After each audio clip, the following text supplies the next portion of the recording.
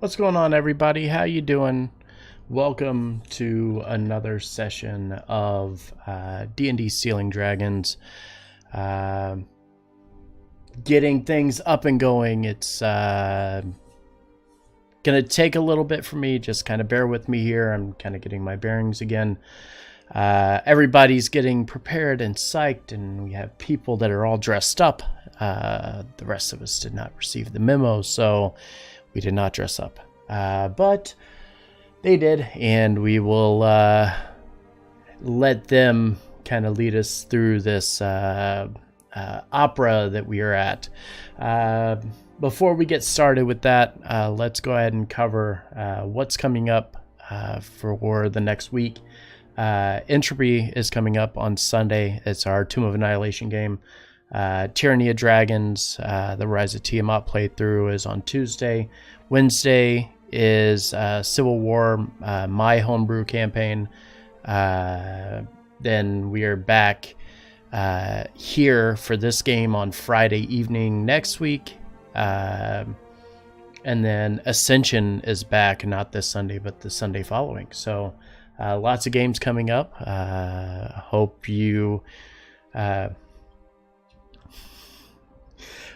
are getting ready or excited for some of that. I'm listening to them chat, and it's kind of funny.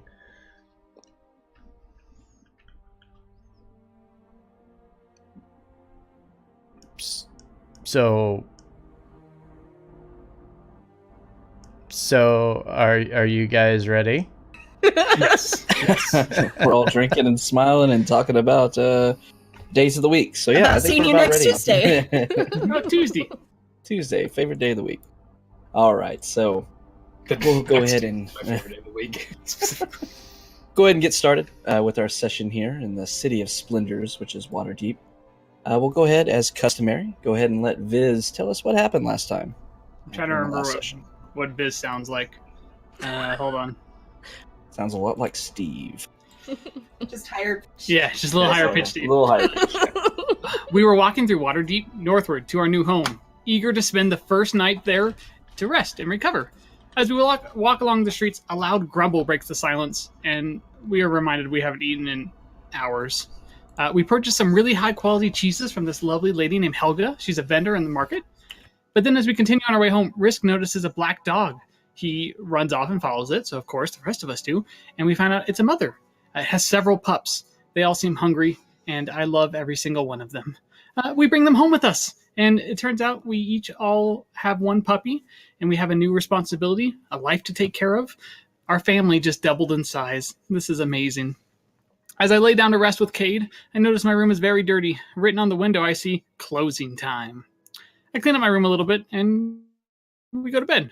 And as my eyes drift to sleep, a small tapping at my window wakes me.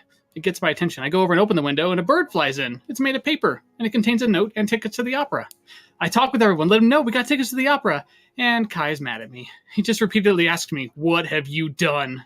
I don't know what I did, and I feel terrible about it. I'm so sorry. Turns out Jot and Risk have been scoping out the place. Everyone had some creepy words written in it, and they weren't here this morning, and Kai definitely locked the door. What else happened? Oh, we got our first job with the open hand. It's from Jallister. We are going to protect the dung sweepers, which I know sounds gritty and dirty, but it's great. We start tonight. But for now, we're going to go get some snazzy new clothes, and we're going to the opera to meet this mysterious person Prince Never Ember recommended to us. All right, so you've made your way to the Light Singer Theater here in the Castle Ward. Moving your way inside, there was a generous-looking crowd of mostly looking noble people and such. Very well-off individuals, all wearing fancy dress and such, much like yourselves, as we can see by Steve and Cassie in their webcam views. Very snazzy for the opera tonight. So you've made your way inside and found your seats and such. Not super front row and everything, but not bad seats, about 6 or 7 rows back. And you started watching this play called The Fall of Tiamat.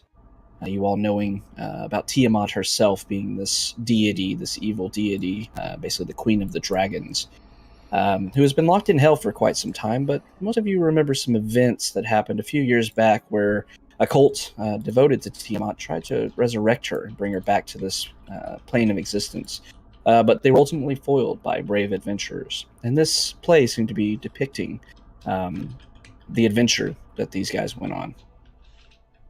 As you watched it, you went through the play and such, and it was very dramatic and such. You noticed bits and parts of it, very flamboyant, but some magic was used. A great dragon flew over your shoulders and such, flying up towards the stage, though you did see some, less impressive props were used for other beings and such that were in the play.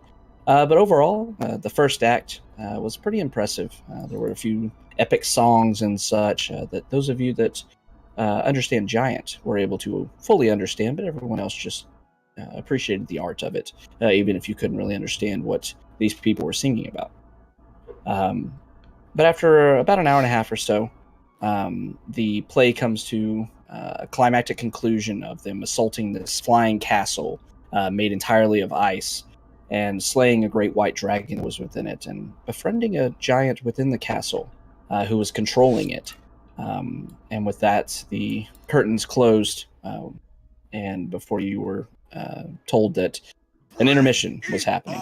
And if you remember from a note that Viz received, you were told to meet this Molly, strange for Mert all character of the new friends that you were told a little bit Welcome. about, basically a former adventurer that was kind of on a little bit harder times nowadays after his wife unfortunately passed away. But that being said, intermission is happening. You see people around you beginning to get up and move towards the back of the auditorium, obviously to go out and go to the bathroom and grab refreshments and such. You see it clearing out for the most part. Some people still sitting around and such, but that is where we're going to start. Intermission has just happened. The voice ringing out around you that intermission will last about 20 to 30 minutes, and then the play will resume with Act 2 of The Fall of Tiamat. What do you want to do? During the play, would it have been possible to scope out where Private Box C was, like from our seats? Could I look around and be like, "Oh, there it is up there"? You're able to see, sitting within the the auditorium. Basically it's rows of seats and such down in the middle, and then up to your left and right, flanking it, going up towards the top row seating back behind you. This elevated level of the nosebleeds. You see these boxes, these outstretched kind of balconies with seats up there. You see curtains, kind of that can open up and such or close to the privacy of the occupants of said boxes. It's hard to tell exactly which one may be A, B, C, or D and such from where you're sitting. You could kind of assume whichever way it starts, maybe A, B, and C goes this way, or maybe it comes back towards the back. But you would think that you could probably ask an usher or something along those lines to maybe quickly find this box. Kai, what do you think we should do? Should we just go straight for it? I'm not really sure. I'm gonna kind of look around. I'm trying to remember. Did we know where we were supposed to meet this individual? Mm-hmm. And he said, okay, so Private Raynard Box tells you C. yeah, you were a good bet. He it bought was the tickets. Yeah. Okay, His so it name was is- in the box. His name is Mert. Mert. M-I-R-T. I'm going to...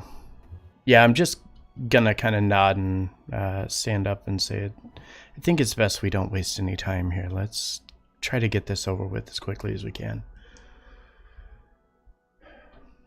And start making our way out towards the back. Maybe try and snag an usher if there's one around that I can see, and ask them which box. would Okay. be box So C. everybody just start kind of following the crowds and such around you and moving away. Or moving towards the back, rather. So as you all kind of group up, discussing what to do, you see the crowds are, like I said, moving towards the back of the theater, heading out into the refreshment in the lobby area, stretching their legs and all that.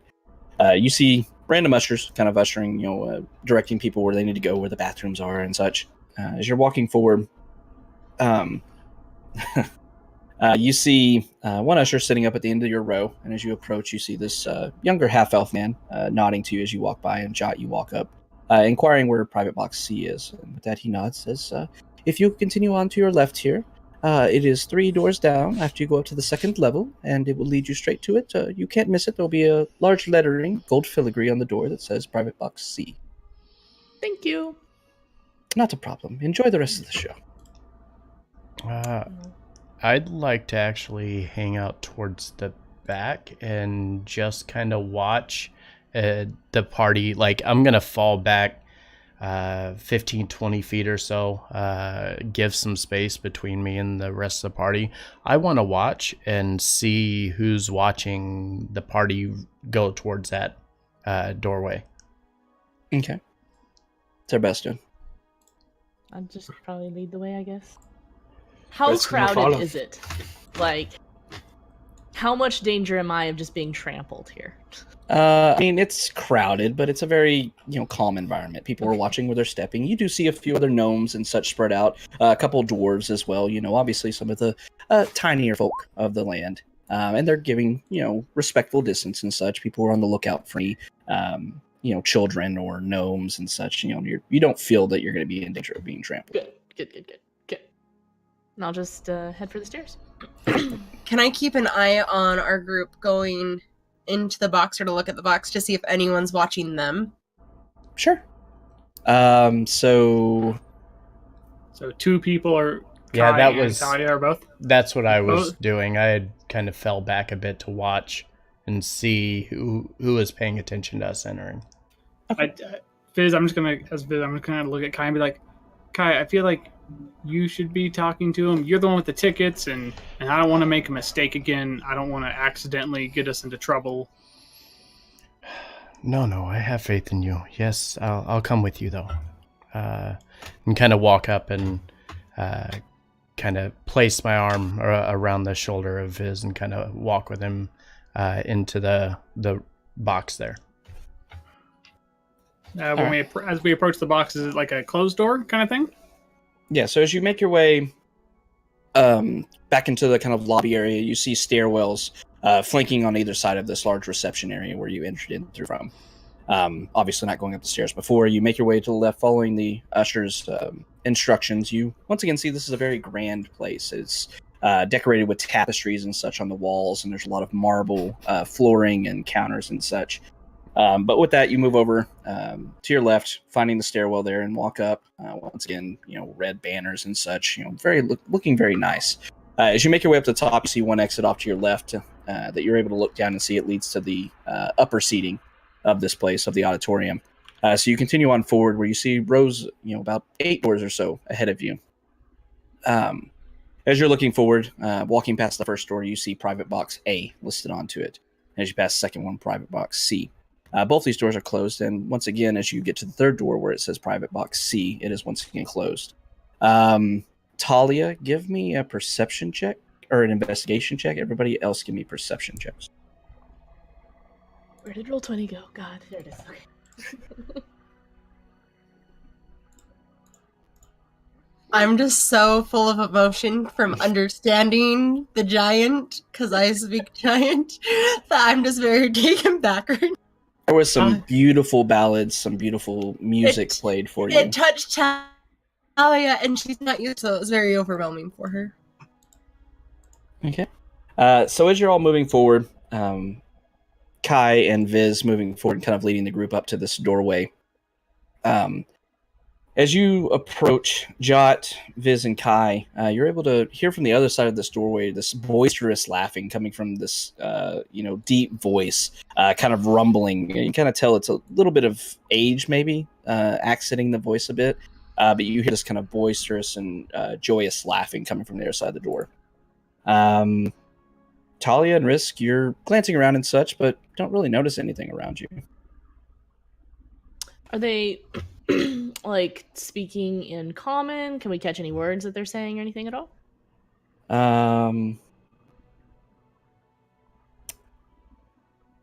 Yeah, as you're listening, you hear this laughter kind of subsiding, and then you hear what appears to be a punchline to a joke or something being said.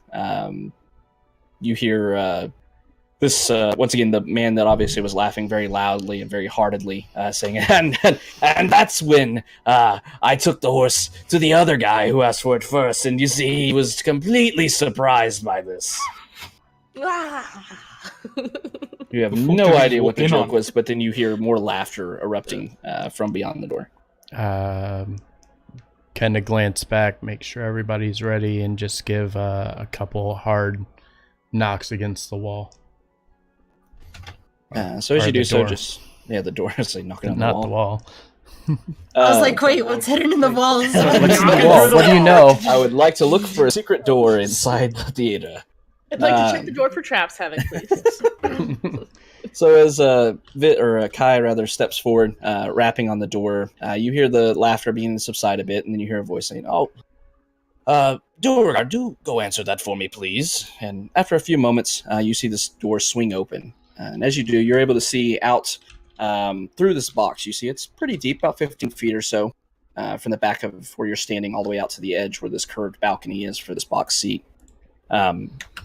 As you're looking around, you see several people, about 4 or 5 individuals sitting there. All of them, like I said, dressed very nicely in their suits and such like that, looking back towards you and kind of eyeing you.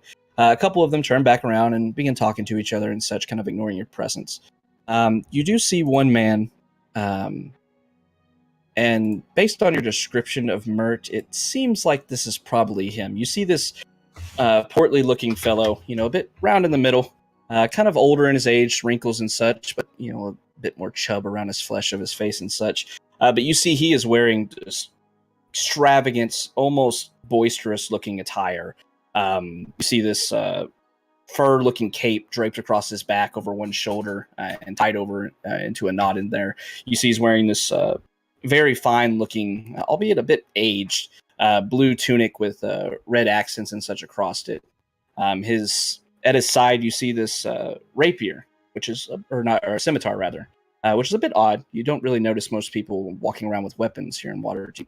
But as you're kind of looking at it, you see that it looks more ornamental than useful in a battle. But as he turns his eyes towards you and looks over, you see, this bit of red across his cheeks and such. It seems like this man's probably been drinking a little bit. But in this boisterous voice, as he turns around looking at you all, kind of creeping your head through the door and looking, he says, I think you were the ones that were sent to find me, I think. Come in. My name is Mert. Hello. Hi, Mert. I'm going to kind of push gently on the back of Viz and kind of push him up and kind of give him this look like, you've got this. Go ahead. He's got a bloody sword in that picture. Hi, Mert. I like your mustache. As you say that, he kind of reaches up and fiddles with it. He's like, yes, many a year was spent on this thing. It's keep up in my old age, but it does attract all the ladies. I bet. I wish I could have a mustache like that. It's very impressive. Mert, we are the individuals who you had sent for. I am Kai Gladamain. These are my compatriots. Kind of motion for everybody to step up and introduce themselves. As you're all moving forward and everything, he nods to Kai and says, yes, Kai Gladamain, Jot the Gnome, Risk the whatever you might be. Viz over here, yes, you are a bit special, aren't you? And I'm a human. yes. Right now you are, at least. And Talia, and with that he kind of leans over in his chair a bit with a bit of a bow, and he says, the Temptress from the sea. It's a wonderful to meet your acquaintances. I've heard a great deal about you. I've heard nothing of you. Talia, don't stab him. With that, he kind of starts chuckling to himself. He says, please, and he kind of motions around him. You see a few seats back behind him. He says, please, have a seat. I have an opportunity for you, I think. If you're willing to accept, of course. Well, we are always considering opportunities. It depends on what you have to offer. Oh, and then he nods, says, he looks around, he says, Beauregard, please, fetch some wine for my friends here. We'll be a few minutes, I think. And as he says that, you see the man that had opened the door, this very butler-esque looking man with a black suit, crossed over a white tunic underneath, bows towards Mert and then exits out of the room. You see the other individuals are kind of glancing over towards you, and Mert, and not really paying much attention. They go back to their idle conversations.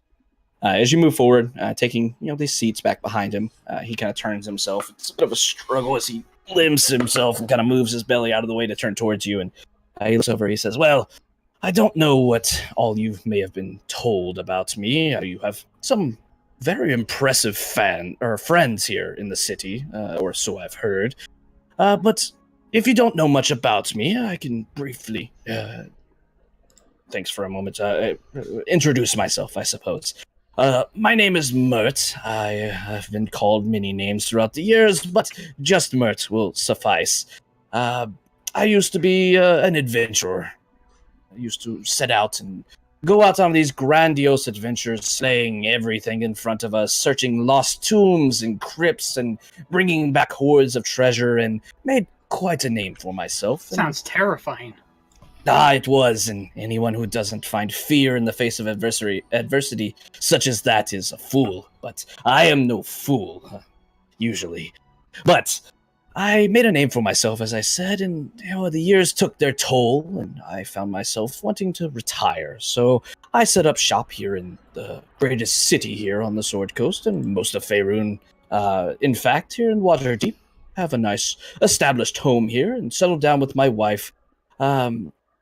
And had a good life for the most part. Unfortunately, she did pass away a few years ago, but don't let that fret you and such. But in my time here, I've been known to know quite a few people that come and go from the city, and ones that are able to acquire things, information mostly.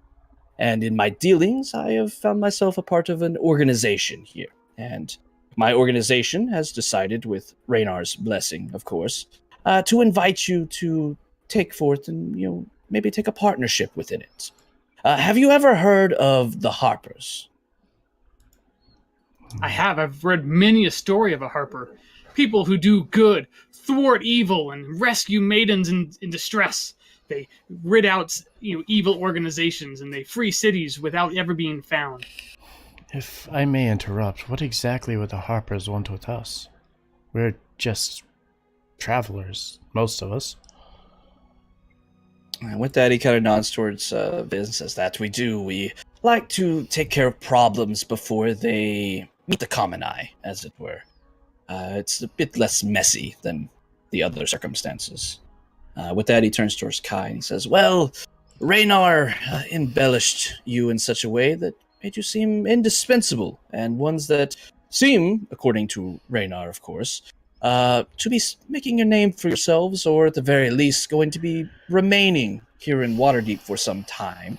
And I could use some extra eyes and ears on the streets and such.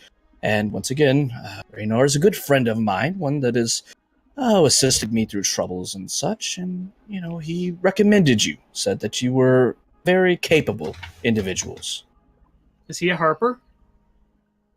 With that, he thinks... Raynar, never remember.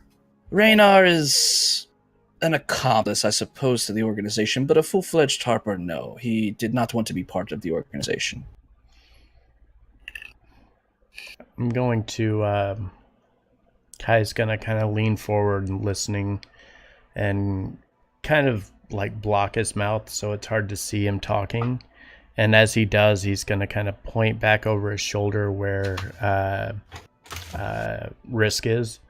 And using message is going to just kind of whisper back, what do you get from this guy?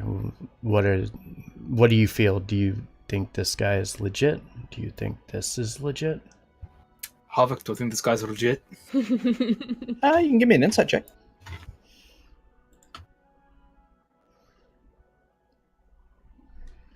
As you're looking over Murd as he's talking about the Harpers and such, you're getting the feeling that he's being truthful. He's offering you a place with the Harpers, basically.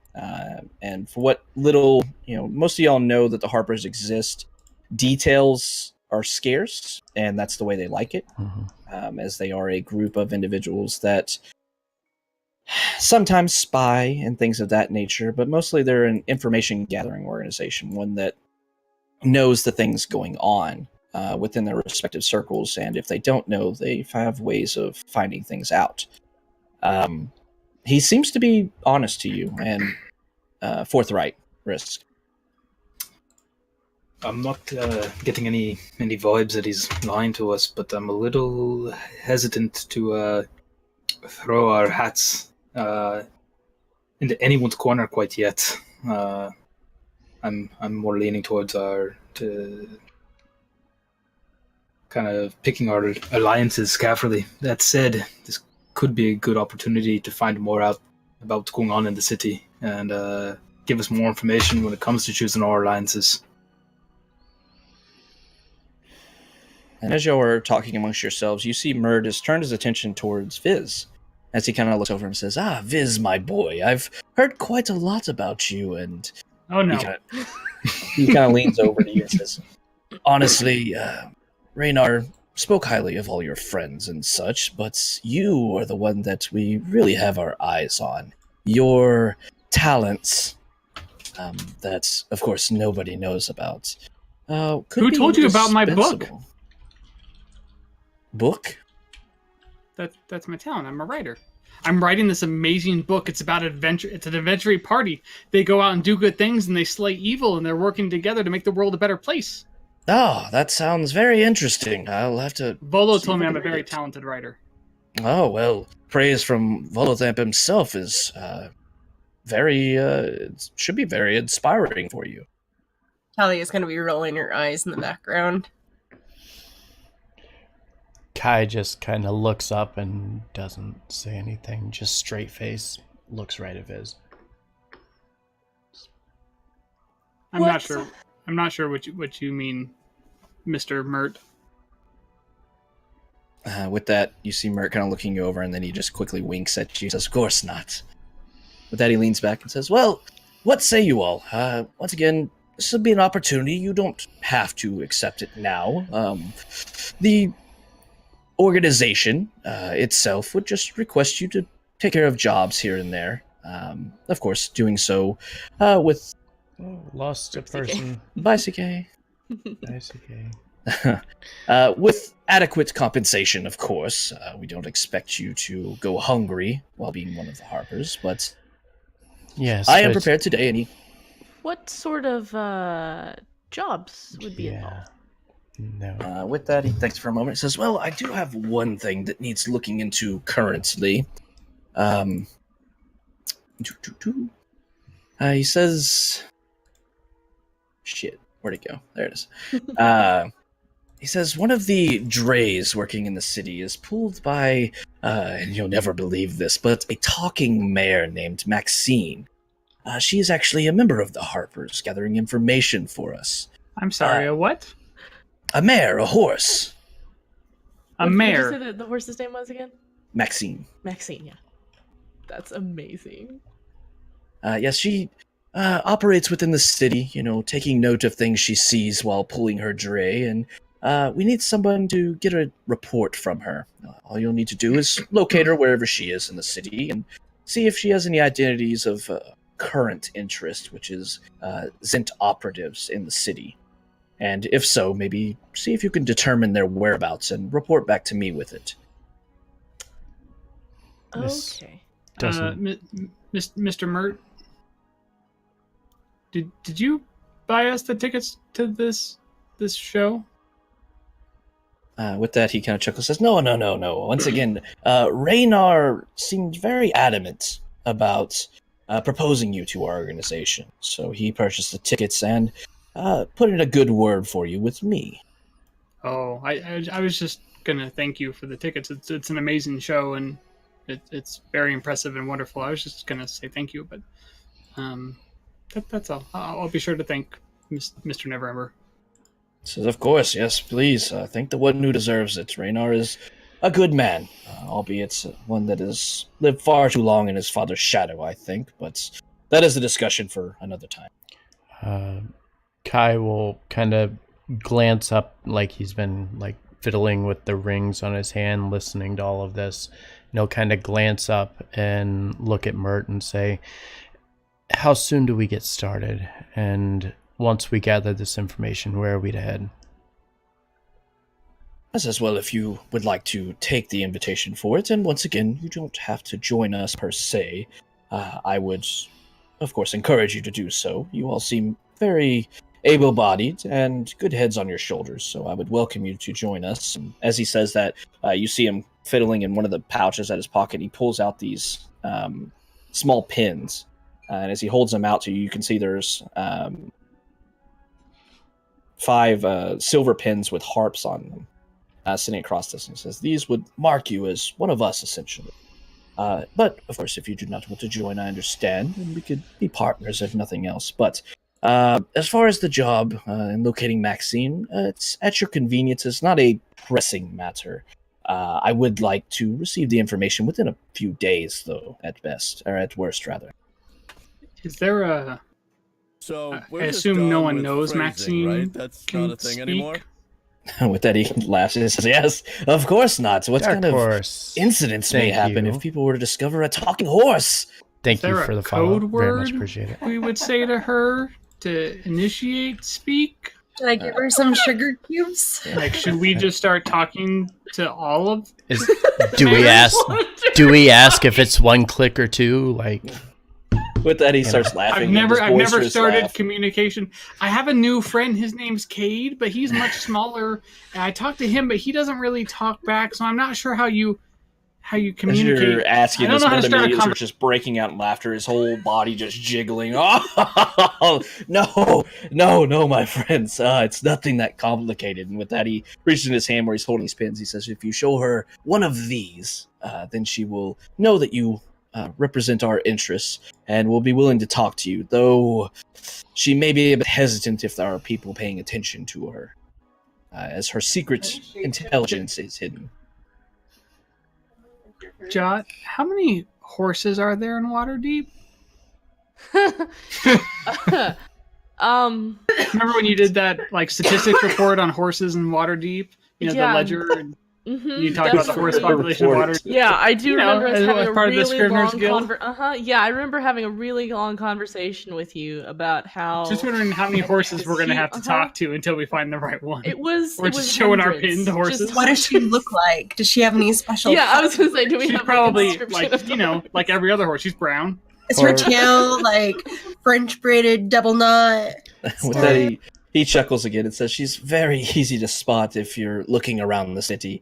She always has a violet flower behind her left ear that makes her very distinguishable among the other normal horses." What kind of flower? a violet one. No, it's violet colored. Only But what violet kind of is flowers? a type of flower too. Yeah, but he Have said a violet colored flower. Is it a violet colored violet? Havic's like, what's the poisonous one that Viz is gonna reach for and as soon as he touches? With that, Mert just kind of thinks for a moment. His eyes screw up a bit as he thinks. "I honestly have no idea. I just know that it's violet in color." Does she put the flower behind her own ear? I feel that would be rather difficult So for who her. does it then? She has friends. If it's behind her left take ear, care that of means she's taken. So maybe she has a friend. that did it. Maybe. I don't judge their practices outside of their work for any Harper agents, so it's quite possible. Here we all are stuck on what type of flower. How did it get behind her It's ear? like, you guys.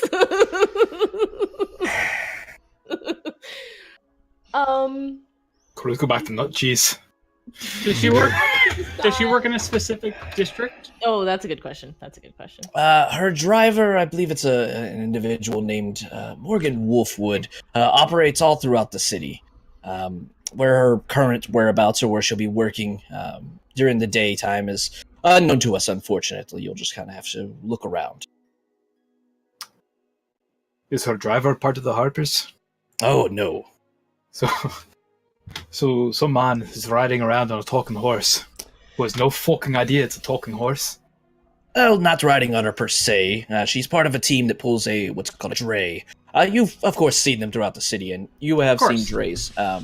You know that the dray is basically this towering vehicle of unique design that's only found in Waterdeep. It's specific to here. It's a long, glassed-in carriage with pitch seating up on the roof of it. You know, think those like two-tower buses that are in England and stuff. Kind of like that. I have no idea what they're called. I'm blanking on what they're called. Yeah, I tried to find a picture for the dray and it doesn't exist. So The double-decker buses? Yeah. sure. Yeah, just think that, except it's like encased in glass all the way up, so it's easy for. It's basically a tourist thing when you're, driving around or riding around the city and such, able to look at all the different sites and such. So You mentioned payment, what sort of compensation could we expect for completing this job? With that, Merc kind of thinks for a moment. He says, well, this particular job, as I said, is low priority. So you can understand if we can't offer much for it. Honestly, my superior said just to have you do it, just to prove your worth. But I suppose I could reach into my personal treasury and pay you, 5 gold pieces each for completing the job. Seems If fine that to me. would sweeten your appetite towards it more. So basically, find the I'm horse. just staring at Kai. I have no idea how to respond to this situation. Just looking at Kai. Find the horse. Get a report specifically on Zentarum. Yes. And then bring it back to you. Report back to me, and he reaches into his pouch again. He pulls out a slip of paper, but as he does so, you see that it looks very familiar as it's shaped into the form of a bird. And he says, just write your reports on this and will it to come to me, and I will receive it in due time. Who's he handing that to? He's just holding it out right now because y'all haven't really agreed to anything yet. Kai will reach out and say, just before he grabs a hold of the piece of paper, he'll say, we take the job, but we're not confirming our alliances just yet. We'll complete this, we'll see where we stand, and then whenever we arrange for payment, then hopefully we'll have a decision on what we will do. Is this acceptable to you? With that, Mert nods to you and he says, does Kai here speak for the rest of you? Does no one willing to join tonight? Absolutely not. I think Kai speaks for the consensus. Well, Just keeping a low profile-ish within. This the is my city family. for now. Yeah. It's everyone or no one for me. with that, Mert nods, says, okay, I can understand that and I respect snatch it, a of pen course. out of his hand. As you Mine. do so, actually, make a dex check. That's not a hand check. Oh.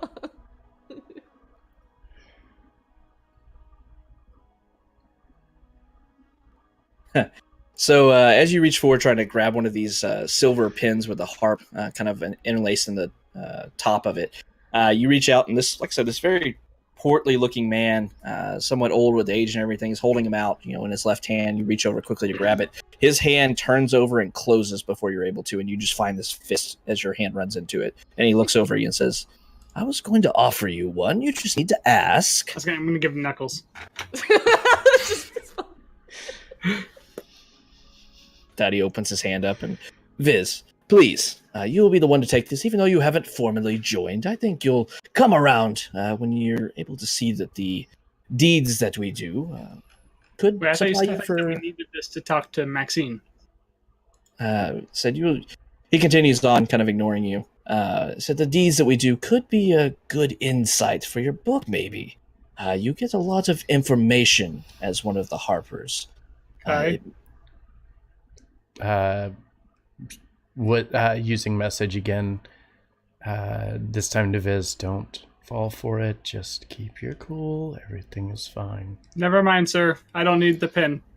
No, we need the pen. No, we don't. Wait, We need I the thought... pen. As you're So saying you that, said- he grabs your hand, Viz, not hard or anything. He just kind of, as it's opened in front of him, as you're kind of struggling away, you see his grip is really strong and you can't pull away. And he sits in there and then he closes your hand very gently, releasing your arm. And he says, don't worry. Like I said, I'm giving this to you on good faith that you will represent our interests. And he looks around at the rest of the party. You'll represent our interests appropriately and not cause a scene and such. Once again, we are a bit of a secretive organization, and we would like to keep it that way. I'm very worried. Don't be! With that, he leans back and slaps Viz on the back. You'll be in good company, friend. You have good friends here, and if all else fails, you can always come see me, and I'll help you out in a pickle. I'm gonna message and point back to Risk and say, This I'm is my very Harper worried. pen. Ooh. Oh wait, Oh, that's It's a beholder. I was gonna say, no, But that's not hot. That's not the hot person. It's a D&D pin. Okay. But yeah, so I'm gonna. I was really concerned for a second. I was like, oh, fuck, is it beholders? We've made a mistake. Yeah, I'm gonna Back out now. I'm gonna point back to Risk and say, I'm a little concerned about this. With that, Mert looks at you and says, he kind of looks around him, and as he does so, you're able No, to that see out was the... that was was to- using to Risk. message. That was I'm to sorry. Risk. To Okay, Risk, yeah, no, I said yeah. he's- Yeah. Mert didn't hear it, so he's just Okay. turned around and he says, and he turns around and as he starts looking behind him back over the auditorium, you see a lot of people have begun to flood back inwards and such, and Mert turns around and says, well, the play is to continue. I've seen this once before. I do urge you to go back to your seats and continue watching it. The finale is very epic, as the epic adventurer would know. Mr. Mertzer, Yes. can I also have a pen? Are you agreeing to join our cause? No. Maybe. Make a persuasion check. Okay. As she's doing this, Kai's going to stand up and start surveying down where we were sitting at before, just to make sure everything's clear before we start heading that way. I'll just give Okay. him my sweetest, Perception like, innocentest little, like... So as he looks over you, kind of eyeing, you see his eyes kind of Seamus one pop out eyebrow, and do puppy eyes. one eyebrow kind of raising as he looks over. He says, I can't say no to that face here, and he holds out another pin to you. Thank you. I imagine you'll probably be keeping that. It's again, we're a peacekeeping organization, and any good adventurer will be happy to help out with keeping the peace here in the city of Waterdeep, of I've course. always heard good things about your organization. That is flattering. Thank you. But with that, he turns around and says, well, if you'll excuse us, we are going to continue drinking and watching the rest of this play. It was a pleasure meeting you, and I do look forward to hearing back from you. Kai will extend a hand and shake Mert's hand and say, the pleasure was ours. We appreciate your time.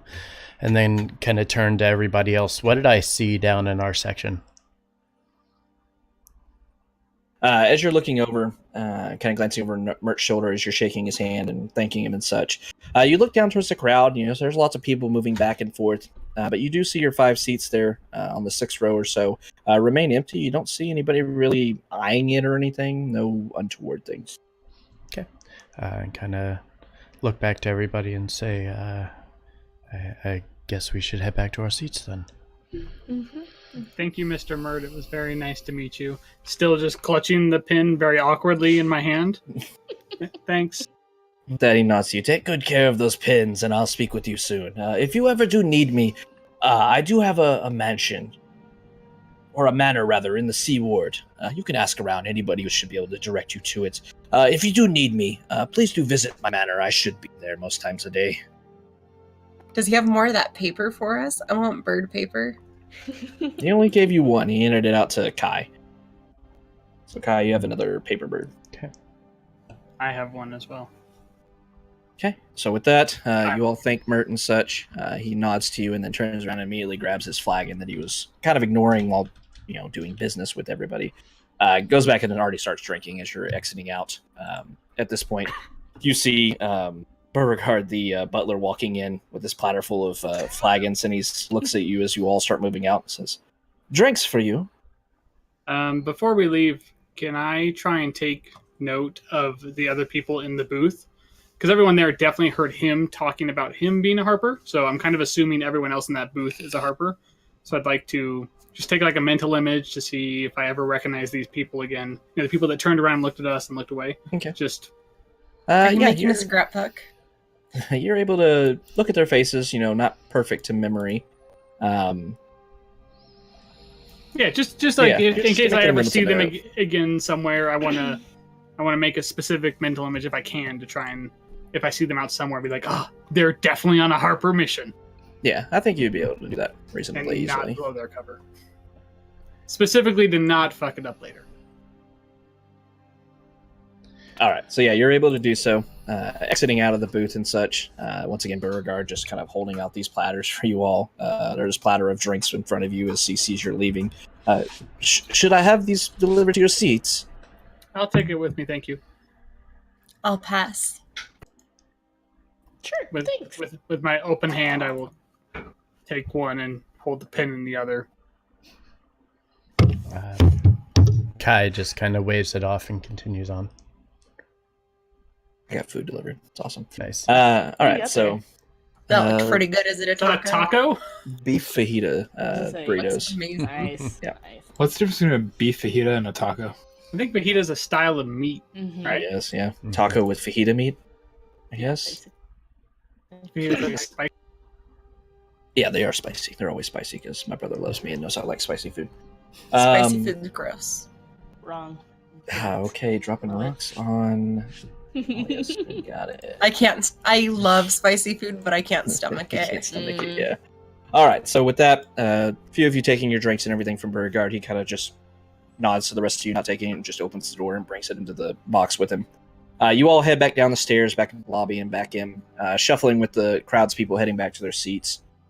Finding yours, once again, even looking around and such, those of you kind of suspicious with this whole situation. Even as you look around, you see nobody really paying any mind to you, nobody giving any extra attention and such. It seems like everybody here is just, here for the play. No untoward people. All right. Anything else y'all would like to do during the last 5 or so minutes of intermission, or are you ready to sit down for the play? Or are you leaving? Oh, I want to see the rest of the play. Yeah, we can head back towards our seats if everybody wants to stay. I might just kind of look around, see if I see anyone in the general crowd that recognize or looks interesting or anything like that. I'm gonna sit down, chug my beverage, which I hope is alcoholic, and just sit there being super nervous and anxious and concerned and just wrecked with all sorts of just anxiety. Okay. Oh, sweet little Biz. You gotta go ahead and give me a perception check. Uh-huh. What'd you say you were looking for? Just looking around at the crowd, just kind of general observation, see if I see anybody unusual or interesting or anything. All right. So as you all return to your seats, you'll see you're kind of some of the last ones making in with the trail of people moving in there. As you're sitting down, you start to see the lights that seem to have no physical source, no torches and such are lining the room. Must be some kind of light spell or something along those lines. But as you're sitting down, the lights begin to dim a bit, and you glance around the room. Once again, you see a few very, noble-looking people around you. Everybody dressed very fancily and such, but nobody really catches your eye. Nobody of note. You don't recognize anybody. You do hear, as you're kind of sitting down and the room starts to quiet with the dimming of the lights, you hear boisterous laughter coming up from your right. That you can clearly hear is definitely Mert's laughter. But it fades out as the play resumes. Yeah, we'll keep this music going. All right. Oh, that's so bright. All right. As you return to your seat and the play resumes, you see what appears to be a large council going on about this dragon cult menace. The heroes sitting amongst it and providing insight into their enemy for the leaders of the Sword Coast on the council with them. You see actors that kind of recognize who they're portraying based on paintings and such that you've seen littered around Waterdeep in the last, especially those like Jot that have been here for a little while. You see somebody that looks to be portraying Lord Dagult Neverember sitting at the side of the table. You see the current Open Lord of Waterdeep seated there as well. This beautiful female elf that you recognize seems to be a pretty accurate portrayal of Laeral Silverhand. And a few other notables sitting around this table along with the adventurers. The scene quickly changes after this council concludes back to the adventuring group, as you see them going through various tasks at the behest of this council. The heroes facing tragedy and triumph, in turn with adventurers to an icy wasteland with an ominous iceberg containing another deadly white dragon, much like the one that they had fought previously on the Flying Castle. Another adventure sets them into a forest shrouded in mist, and even to the dark, undead lands of Thay that you recognize. But the play finally hits its true climax in all of its glory with a depiction of a volcano nigh on the verge of erupting.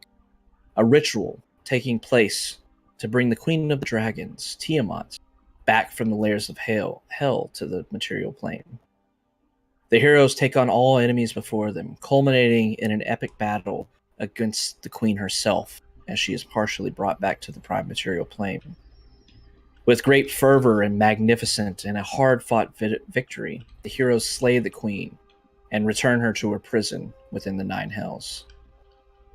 The crowd around you, all held spellbound through the second act of the play, erupts into cheers and applause all around you, rising up to their feet as the actors take the stage once again in all their costumes, various garb and depictions of people, and perform a group bow before you, and do it to all the different wings of the theater, bowing several times.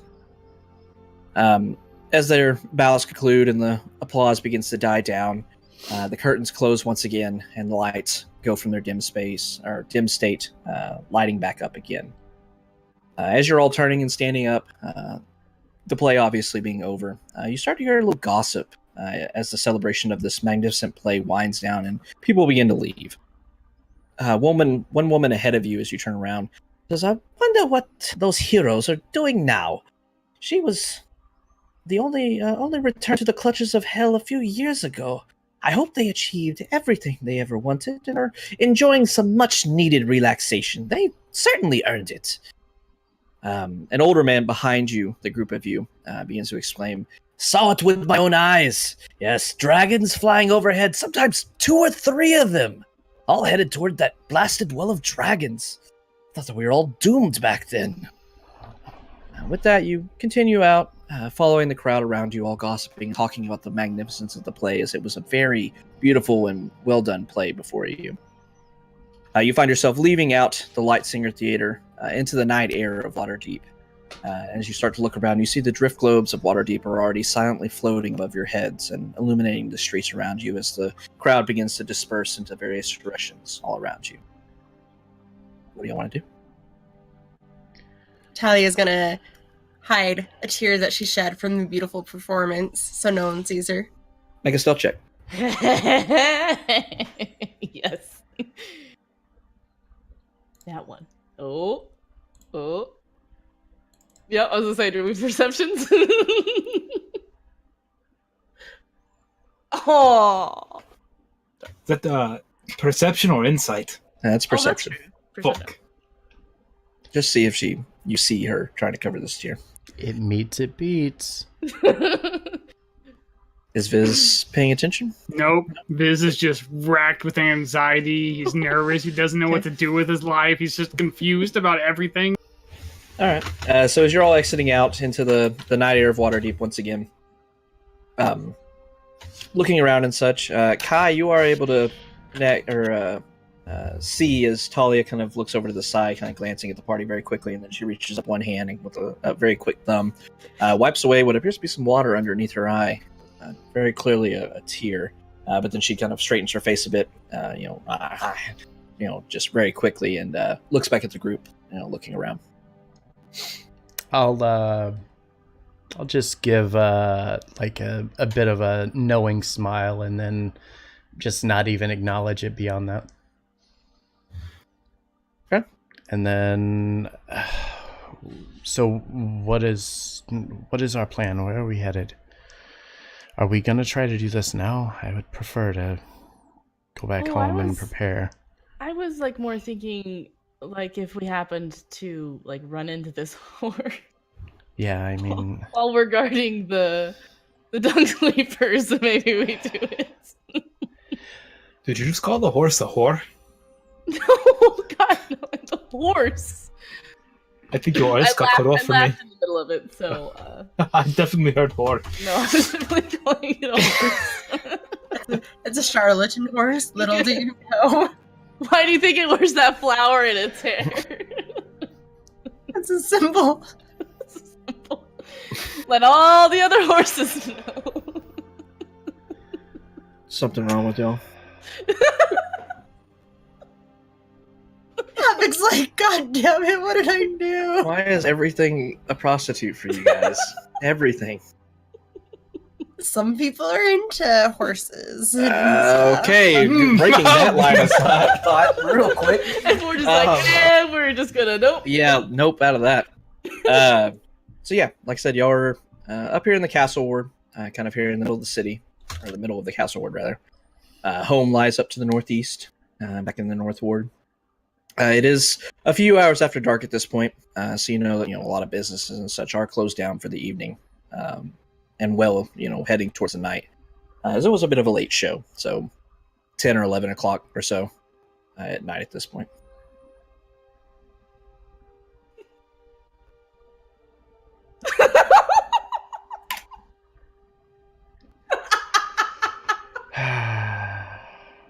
If only Coming with that Texas shit. I guess we'll just head back to Troll Skull Manor. Yeah. If it's pretty much nighttime. Okay.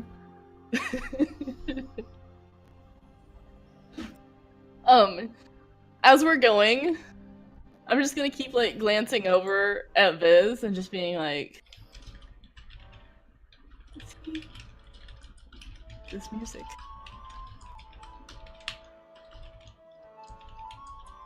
This is y'all's theme for Troll Skull Manor, by the way. We are on a ship. It's You not see shanties pirate going. music. This is Troll Skull Manor music. Oh, this is our classy. Mm-hmm. Dropping cheese in my lap. Yeah, no, I'll just kind of keep glancing over at Viz and just like, Not okay. are you okay? Like, what's wrong? No, I'm not okay. Chad, I've read books about this. This isn't real life. Harper's, the brain monster, the battling, I'm not a hero. I can't fight battles. What am I supposed to do with this pin? I can't save anybody. I can barely keep myself alive. I'm not meant for this. I wanted to tell stories, not be in them. Are you kidding? You're so cool. You can, okay. You literally... Jot, we have read so many stories about the heroes of ages, people who slay dragons. Harpers, they weren't real. They were a mysterious group that worked in the shadows and did good things, and now they want us to help them? That's terrifying. I don't want to be responsible for saving someone else. I've almost died multiple times.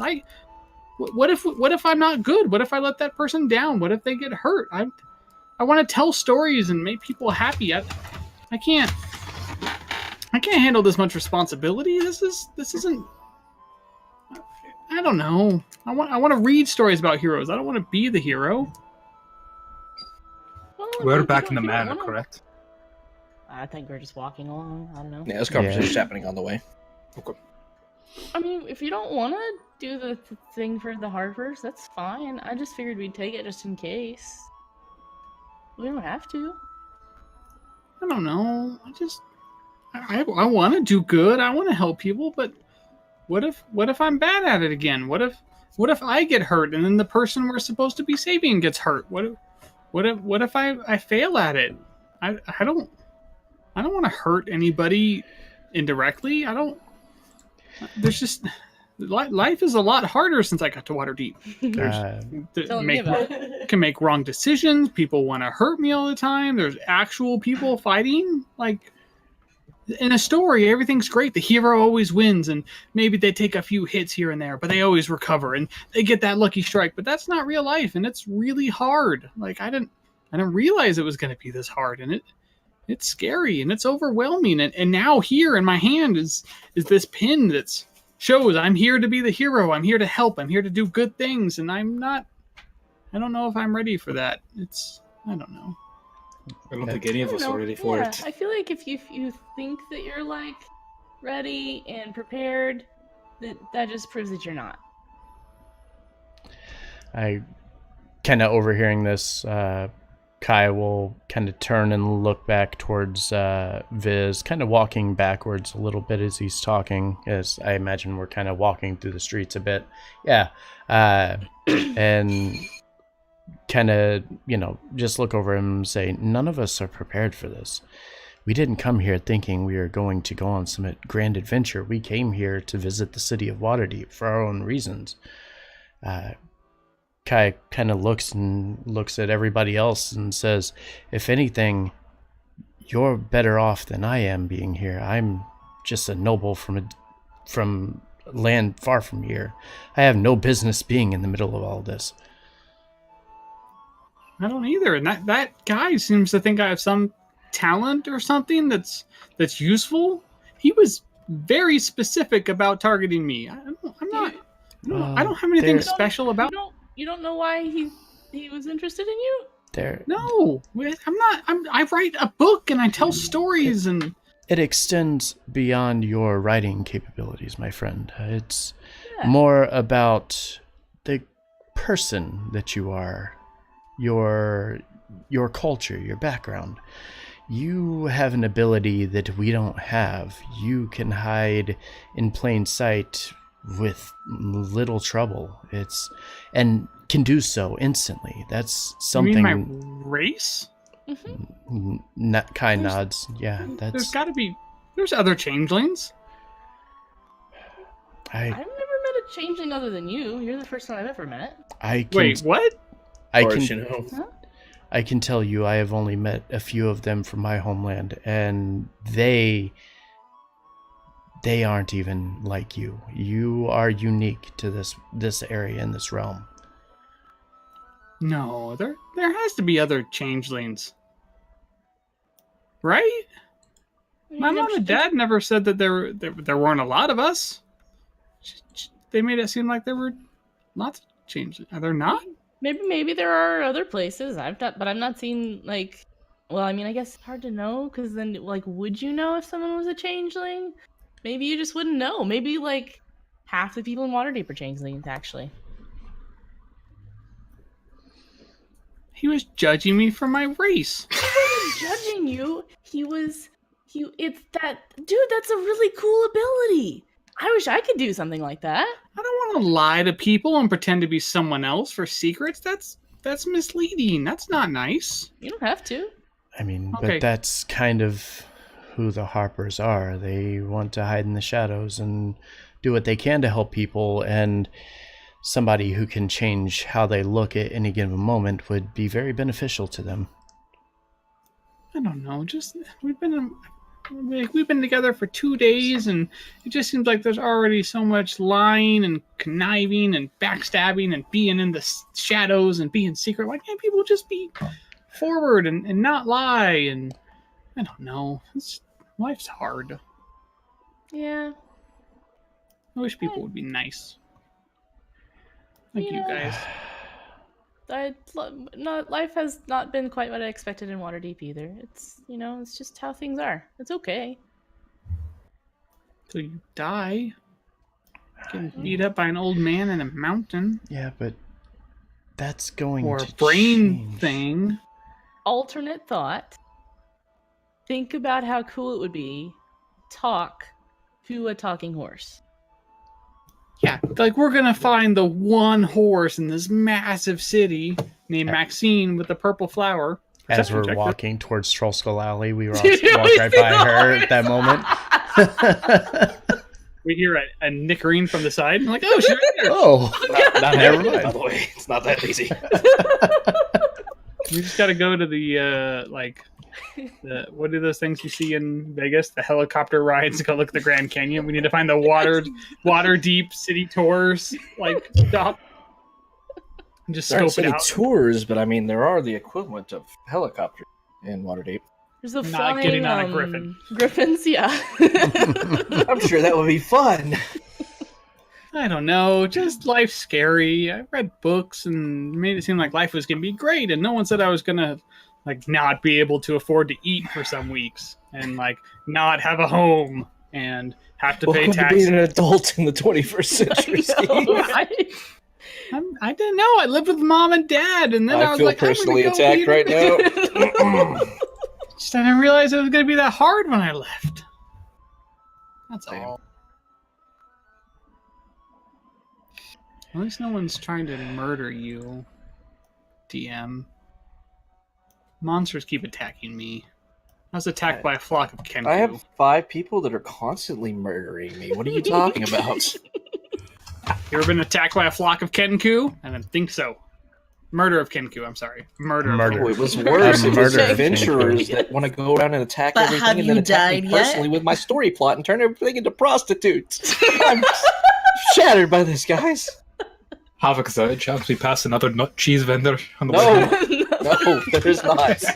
You make it all the way straight shot back to Troskull Alley and back to your manor. All right, Don't this meet is anyone on the road. The streets are empty. Nope, they're empty. It's weird. It's crazy. It's like if people were avoiding you. So They there I were were- think nut cheese. everyone in the city died. They literally rolled the streets up as we were walking by. Biz just wants to go find his puppy and make sure his puppy's okay. They probably need to go potty. They probably have just ripped Already gone potty. everything in that house to extra shreds. Oh my gosh, what happens if whatever wrote on our windows killed our puppies? Yeah, now we gotta deal with this thing too, whatever's in our house. So when we get to the door, I'm not going to deal Check, with make this sure it's thing. We all locked. thought Havoc was being nice, giving us puppies. surprise, emotional trauma. Poor Biz hasn't experienced It's even fucked up with me. Come on, guys. I'm not that bad. All right, so after your conversation and such and the revelations that Fizz doesn't feel extremely self-confident about everything happening around him, you make your way back to your home, back to Trollskull Manor. You make your way inside, Kai having the key, opening the front door, or opening the side door to go up to the rooms, whichever way you want to go in. But ultimately, you're able to find your way back to your rooms. All of your puppies still alive, not dead. Haven't been killed by anything, thankfully. Because what monster would do something like that? whatever's living in our house. Try to kill puppies. Kai, do Um, you have a question? Or are you saying you would kill all of our puppies? I mean, they probably got one hit point. If this was a Super different easy to kill. campaign, if he was the DM, puppies would be dead. And then there'd I be an tried to atlas kill sitting the inside the puppies house ready last to kill you all. game, So No, I think Kai would give us more time to get emotionally attached to them, like have some really special bonding moments. oh, And then- Kai would definitely let you Kai would do get that. attached to them and then like lay their guts out for you, like when you walk into your room. Just something Brutal, terrible, man. Oof. something bad. Forge subscribes to the knife theory that I posted about earlier. So how's our house? Yeah, I want to go it's- around Is and there check more for writing? writing. Everybody give me perception checks as you walk into the house and start moving throughout the cavern and searching through your rooms and such. Oh, beautiful, beautiful. We are Excellent rolling rolls. so well. Oh, there we go. Finally, good. Yeah, but remember who rolled that.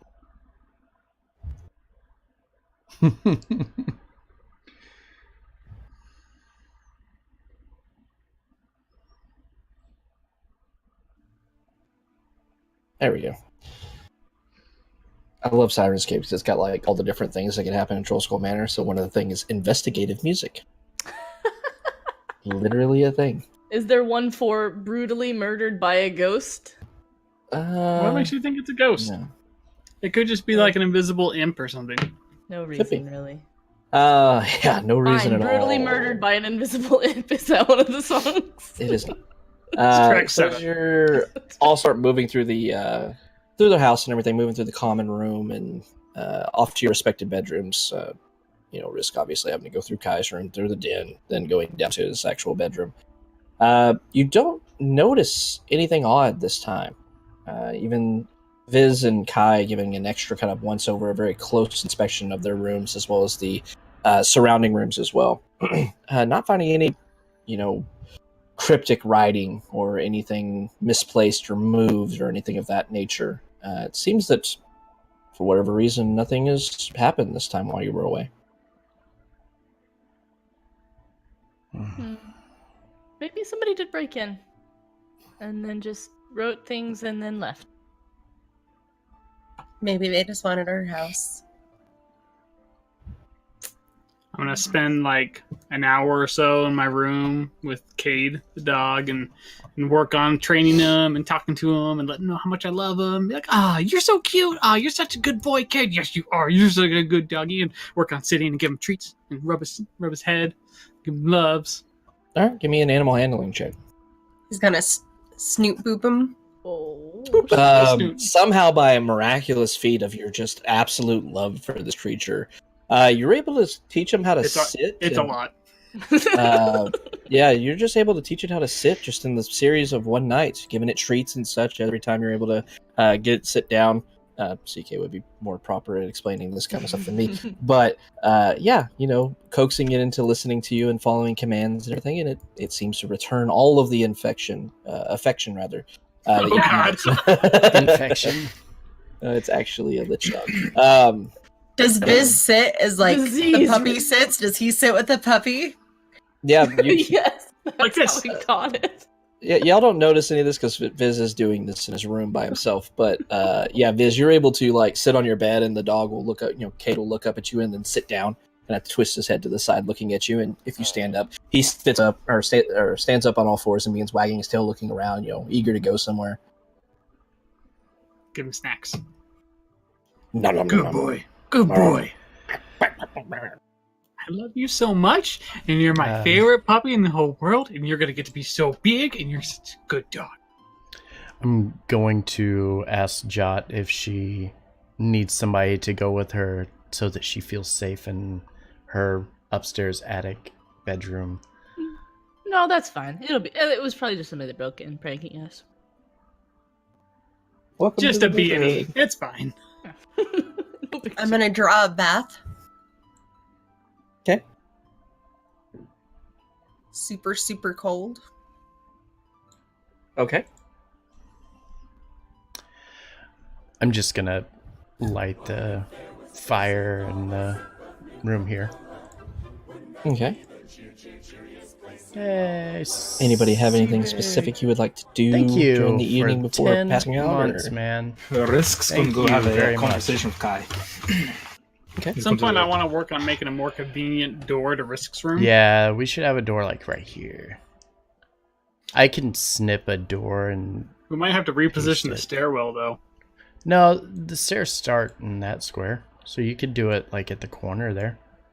Maybe. Yeah, but like, Or have to, you like, could just get put like a upstairs. door here. yeah, And just put it in the something hallway. something a little more convenient for Yeah. Risk. Yeah, you could I put feel it like in He the likes it that hallway. way. I feel like that's the simplest route, because then he can just stumble in drunk, walk straight to a door, hit a wall, turn, and head straight into his room. Yeah. Like, not a lot Yeah. of twists and turns. I feel like that's good for Risk. Risk is going to knock on the door to Kai's room. Kyle kind of look up. Yes, come in. You got a moment. As many as you need, my friend. What's on your mind? I might have a slight conflict of interest with the Harpers. That makes two of us. You see, I wouldn't quite say that I'm friends with the Zentarum, but I'm friendly with them. And I've got contacts, at least a contact in the Zent, and I'm not super comfortable turning on that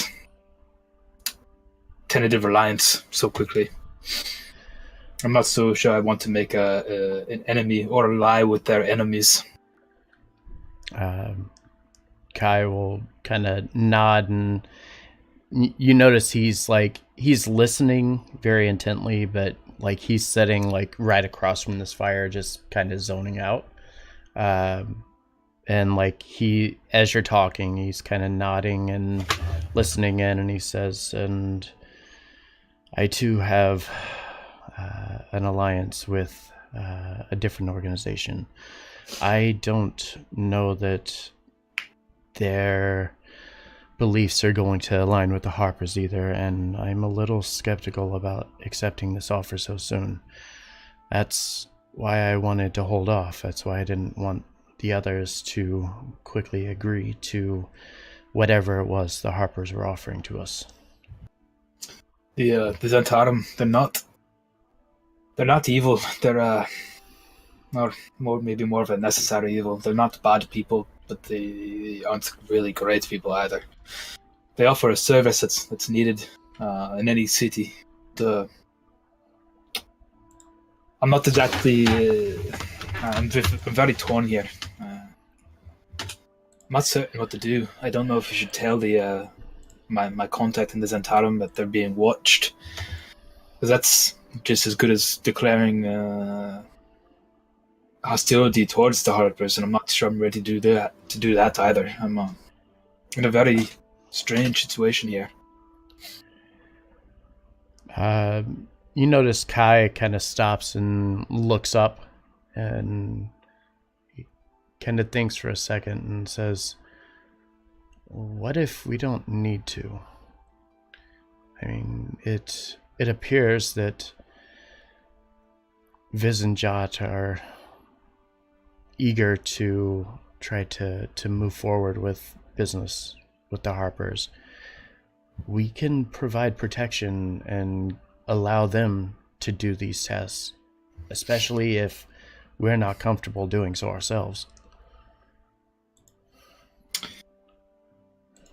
The part I'm concerned with is that even if you and I, weren't aligned with them, we're still sharing a house with two people that are.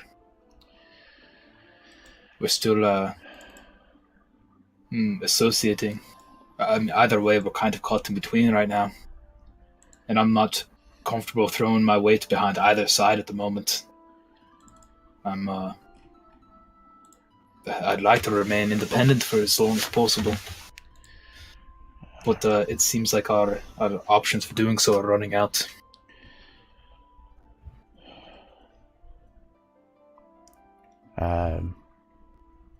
Kai will kind of look down and say, "I'll follow along with whatever you suggest. If you wish not to intervene, then so be the case, and perhaps then it should be time for you to speak to the Zentarum. I, on the other hand, will need to make contacts as well, as my alliances will certainly want to know what's going on with this."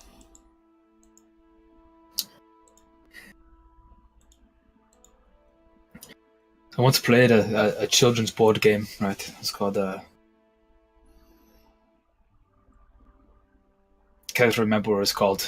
Newer Scrolls. It was New Scrolls, and when you got to a certain point, like with a particular faction, that the game would tell you, like, hey, if you keep doing this, you can't turn back.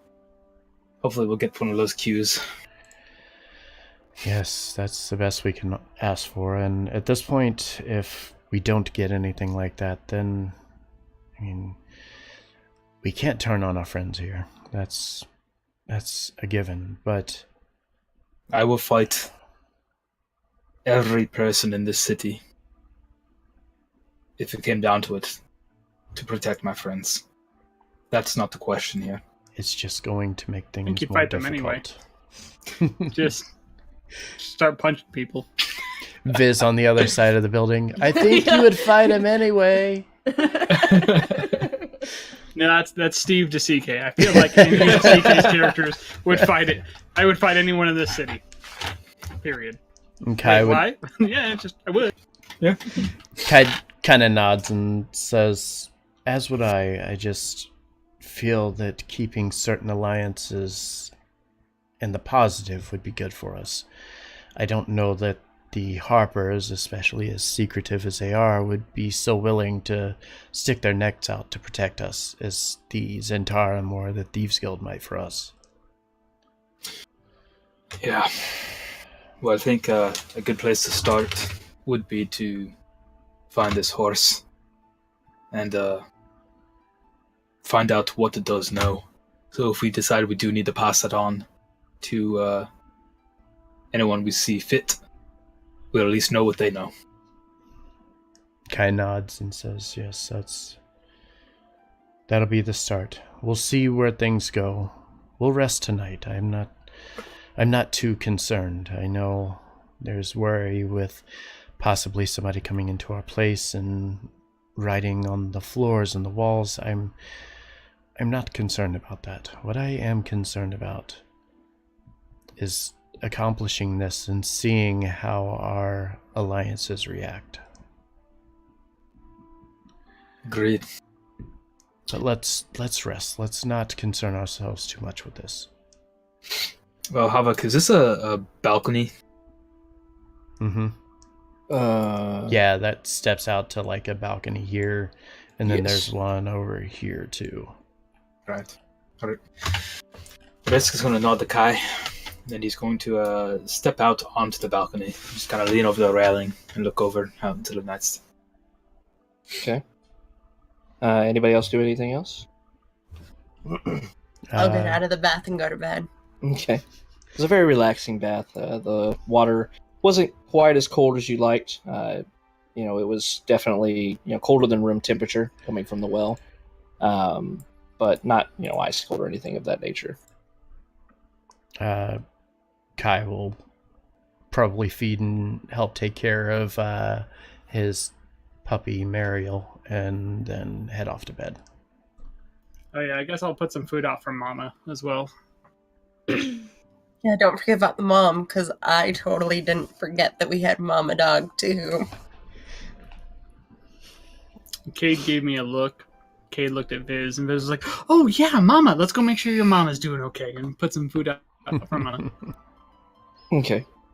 The Mama Dog, this, like I said, big kind of blackish dog, kind of lazily had watched you all come in and everything from her sitting place in the common room, and kind of stood up and nuzzled a few of you as you walked in, and then kind of returned to her space, kind of here at the top of the room next to the fireplace, where she's now getting warmth as the fire burns from the den side also spreads over and provides a little bit of heat into the common room. I'm going to take out a notepad. I want to continue doing I was working on some writing that I was going to have Viz kind of make into a nice looking book. I'm going to continue working on that for a bit before I head off to bed.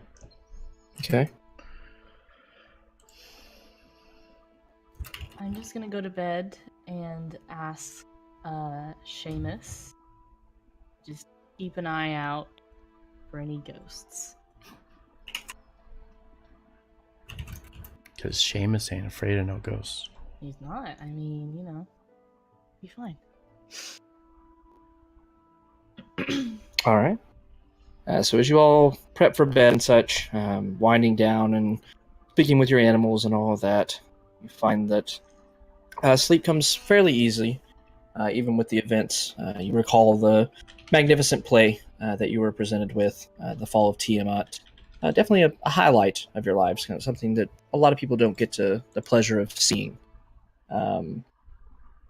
But you enjoyed it. It was magnificent, and you did meet somebody, a somewhat famous individual in Mert, who once again, much like some other people have up to this point, offered you a job, as well as an allegiance of a somewhat mysterious and infamous organization, if nothing else, in the Harpers. But you're able to get a good night's rest, falling asleep without any incidents awakening you through the night, and waking up the next morning with the sound of birds chirping, and you start to hear wagons and people and such outside. Does these wagons have horses attached to it? And if so, do any of the horses have a flower behind it? The minute we hear a horse, we're just like, look out the windows! As you look outside, kind of glancing out the windows and everything, you see the central alley here of Troll Skull Alley. You see some carriages moving by, just like wagons carrying supplies or mundane goods and everything. You don't see any drays, though. What time did we wake up at? We'll say Early? it's pretty early. Okay, good. Yeah, no, we're up super late. morning. Actually, with this being about the halfway mark, can we take our break?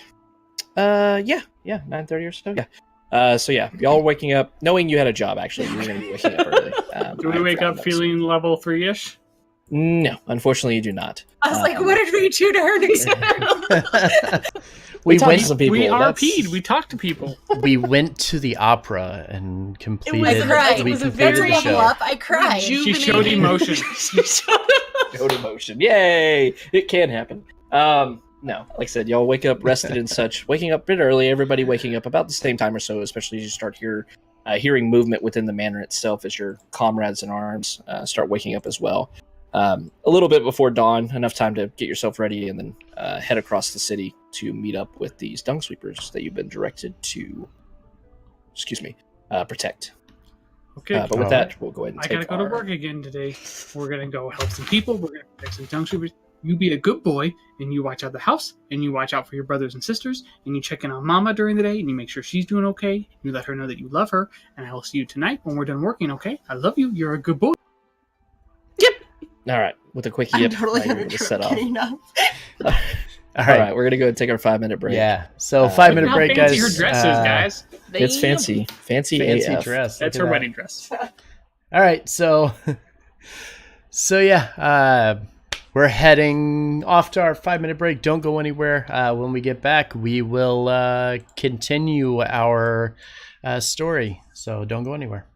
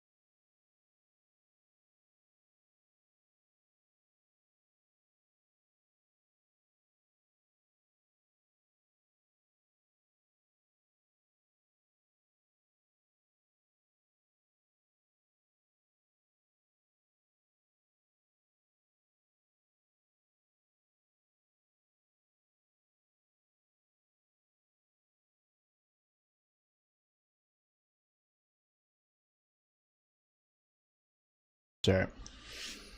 All right, so we're coming back. Thanks for being here, guys. Yeah, we're good. I'm ready when you are.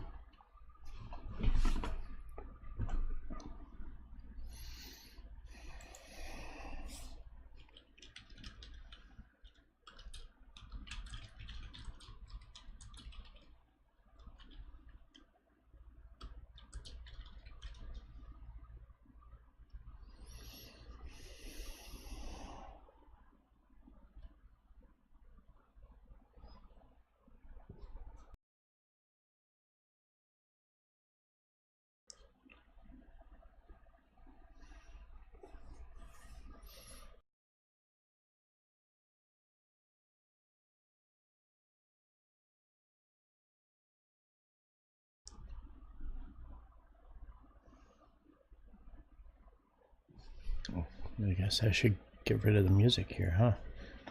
Oh, we're back. Sorry, what time did you say it was? 4:30 a.m. You think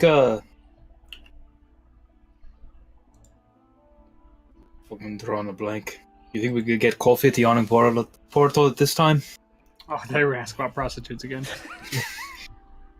Wouldn't put it Just past a them. quickie before we go. Not Any the early morning hookers around? hookers work 24/7. I know you can always get one of those. Coffee, on the other hand. I think we should just make sure like that we're there on time for this job. Just very definitely on time. Biz is gonna shout from his room. What should we wear today, guys? Do we need to look nice? Should we wear our armor? Yeah, I would wear your armor and bring your weapons. Should I put the suit back on? No, I mean, we're protecting. Remember, it's dung sweepers. God! I can't hear you! Remember, it's You're too high up! It's dung. Come downstairs! I always forget to move my tongue. Okay, fine. I came downstairs already.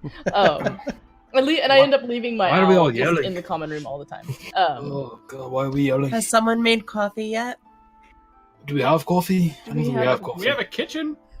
But we haven't Does stocked any it, of have it we? work though?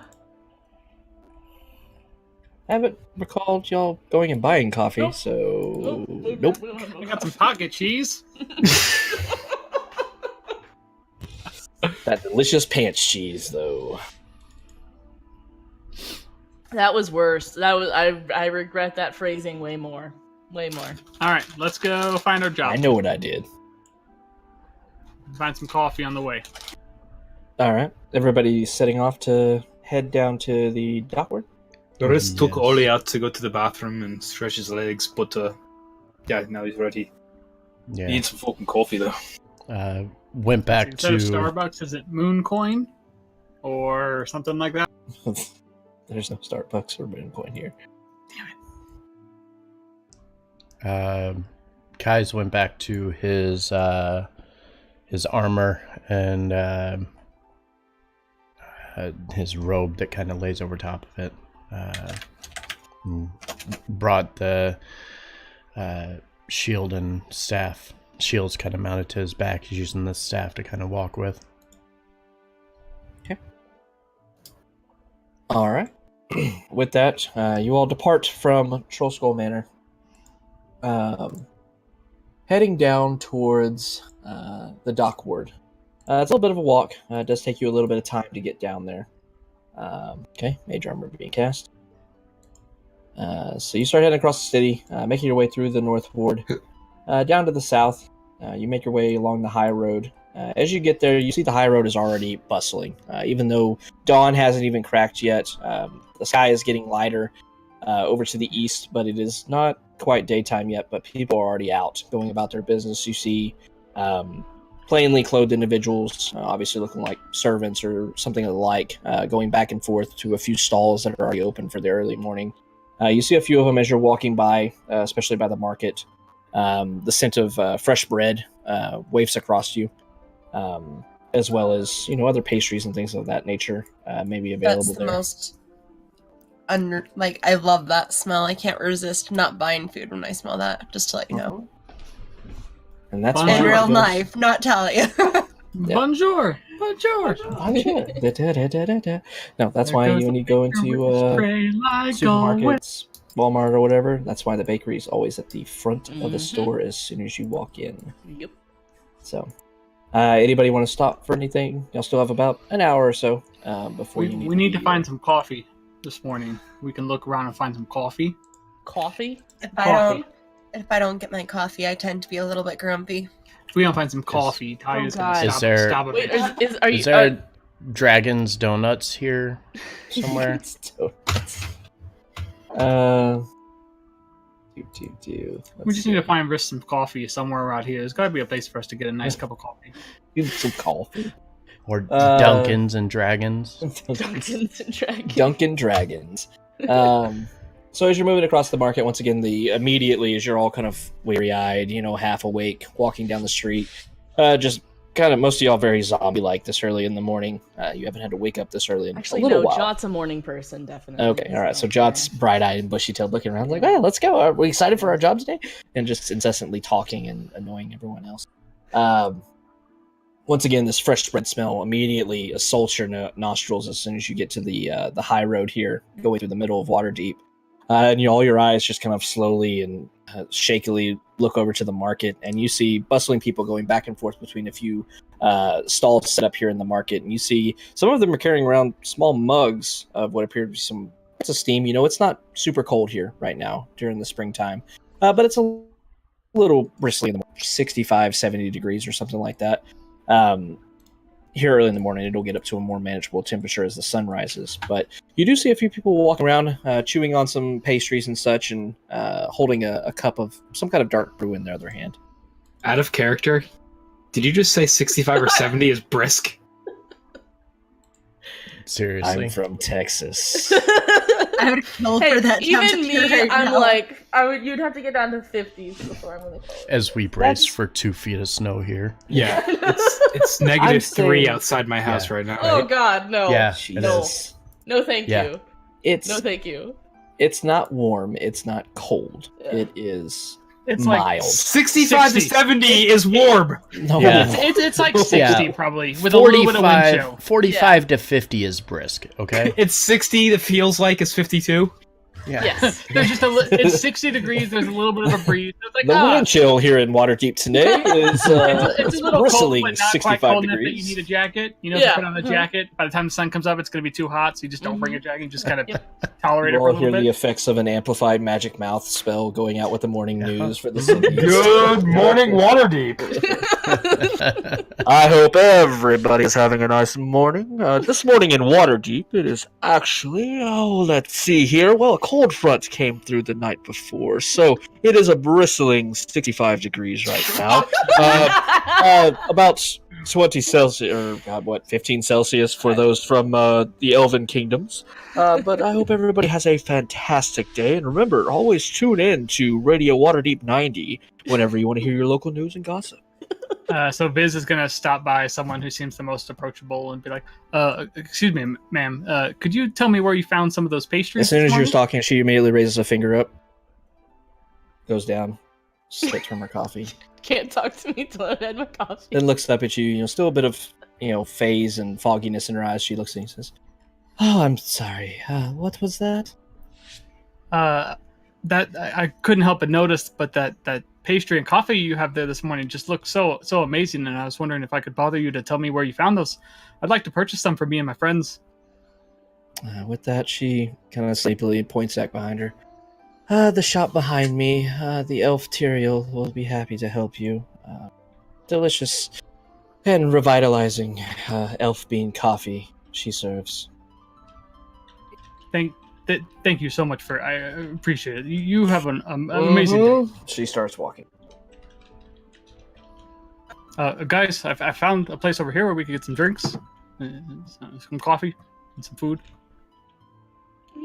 Are you doing a new deceased? Actually, do you still look the same? Like, are you? No, I have a mustache now. Yes. A big poopy mustache. Are you being Mert now? No, I just I just noticed Risk has a really good time talking to the ladies like this, and that woman seemed more approachable if I use this kind of accent. And I just thought we'd try it out for the day. Cool. You've got to understand why people would be interested in this ability, man. Like, come on. Oh, okay. I'll lose the mustache, but maybe I keep the accent for a bit. We'd try it out.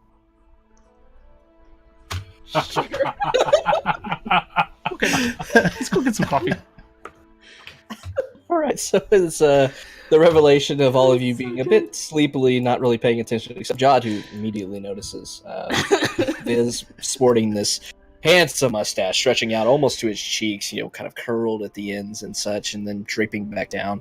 And then an interesting accent coming out as he does his best to imitate Risk.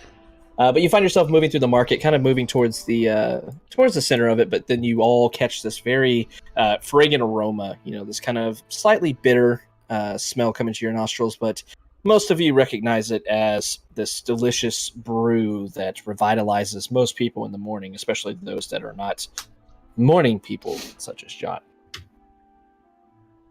How much for 5? As you approach up to it, a bit of a line, about 3 people ahead of you. But the line's moving very quickly as you see them being served with these cups, made out of this very natural-looking material. They kind of slant down almost to a point at the end of them. Appear to be made out of some kind of leaf or something like that. The equivalent of like plastic cups or something like that in Faerun. Because disposable in nature and stuff. Very conscientious here in Waterdeep. But as you make up your line, you see a young, very skinny and, not remarkably beautiful, but a younger-looking elf woman standing behind there, an apron across her front. And she looks up to you and says, what will you be having then? Who else wants coffee this morning? Sure. I'm in line for coffee. I'd love some coffee. Coffee. Proper Elf bean thing, proper whatever you coffee. thought it was called. Yeah. I don't know what coffee is, unfortunately. What's the brown stuff you said? The popular drink this morning. That is Keith? It's called Sprint Tea, actually. Sprint. Yes. We'll take 5. 5 of them. Any particular flavors you're looking for? I have elf bean, I have ogre stew, I have a few others in the back. Wait, are these made out of them? No, they're not made out of ogres. Are you crazy? It's just the name. What's the strongest you've got? A very satisfied customer this morning recommended the elf bean. The elf bean is our top selling. It is very strong compared to the others. Yes, it will guarantee. I can you'll handle wake something strong. I'll take 2. So she kind of looks around. You want 2, everybody else just 1, so 6 total? 2, 7. Can I get salt added to mine? 7? Salt? Oh, yes, I have some salt on hand. That's interesting, but of course, yeah. Any cream, any sugar you would like added to it? Yeah, I guess I could go with some cream and sugar. Okay. Anyone else? No? Okay. Do you have any cream? Any cream made from like almonds or any kind of nuts? Yes, I do have nut cream, actually. Yes, I have it on hand always. With that, she turns around. She starts busily working back behind her counter, and you see this large copper-esque, tank that's sitting there. You see a few others beside, but this one is huge compared to the others, and she immediately goes to it and starts pouring coffee, the Sprint Tea, as it's called in Waterdeep, into it, because coffee is pouring, so Sprint Tea is what coffee is now, by the way. Yeah. She starts pouring this dark liquid into it, setting out 7 cups out in front of her, and then she immediately goes to work on the first one, going around and putting salt into it, and then putting some onto the sides of the container. This material that's sitting in little cup, circular cup holder kind of things that she's setting in as she prepares it. Goes through a couple letters, puts some cream into it. She takes one and does a slightly kind of tan-looking cream into it that you can readily tell it appears to be nut cream. And then goes to the others, leaving the others black that nobody requested that. And she pulls out the tray and holds it out to you and says, that will be, 6 copper. The rest is going to hand over silver. I want to try and beat him to it. Both of y'all make deck checks. Allow me to pay for the coffee this morning. Risco look at him and say, "Thank you, friend." All right. While they're doing He's this, just gonna let I me. Yeah. want to find somebody selling some pastries, Okay. like nearby. All right. Yeah, you see there's several stalls all around you. A lot of pastry and bread makers and such here in the morning to sell their wares. As you start observing, as everybody else is grabbing the coffee, the mistress here at the coffee shop, at the Sprint Tea Shop, rather, thanking you profusely for the silver piece with the extra tip, handing you out the cup holder so you can take your respective little cups out of it, and then going back and asking for the next customer. Jod, as you're looking around, I almost called you Vax. I don't know why. Jod, as you're looking around, like I said, you see all these different stalls with different breads and teas and such all I'm around just it. looking like for like a fruit Danish. Bear claws. Squarish. No, fruit. So I got some Danish. cream cheese across it. Yeah. Toaster strudel. Yeah, toaster strudel-ish. But I mean, you guys know what a Danish is, don't you? Yes. Yeah. Okay. You see different ones. You see Denmark. just like straight loaves of bread that smells absolutely mouth-watering. You see a few other ones that are kind of designed and shaped and such as you're looking at them. Kind of look like croissants even. You see a few others that seem to be stuffed with different creams and berry mixtures and such at one stall next to these other two. You see another one further down that has this the bread kind of wrapped around little strings of meat inside of it. Can't tell exactly what meats are inside of it, but they smell really good, so it doesn't really matter to you. Okay. Well, I'll just go up to the stall with like the fruits and stuff mixtures and just ask for like a dozen assorted, please. God, y'all make me have to look stuff up so often. A tart in real life sounds good from what you posted in their Forge. It sounds amazing. Wait, what do you have? I linked it in the thing. It's palm-sized Ooh. pastry things. They're like little cakes almost, or little pies. Yeah, so as you're looking around, asking for an assortment, she says, well, we have a baker's dozen of a few things. Another common-looking woman, a human this time, standing behind you, says, anything in particular you'd like to try? And you're looking around, you see these pastry shells with some cream in the middle of it. You see some other ones filled with like this purplish jam that you recognize as grapes. Some reddish ones, strawberries probably, or cherry maybe. It's hard to tell. As you're looking through, you see a few other ones that are kind of stuffed inside of the croissants or the circular or cylindrical looking bread, stuffed with some kind of jam and such into them. She says, or if you'd like one of everything, we could do that as well. Yeah, just a mix.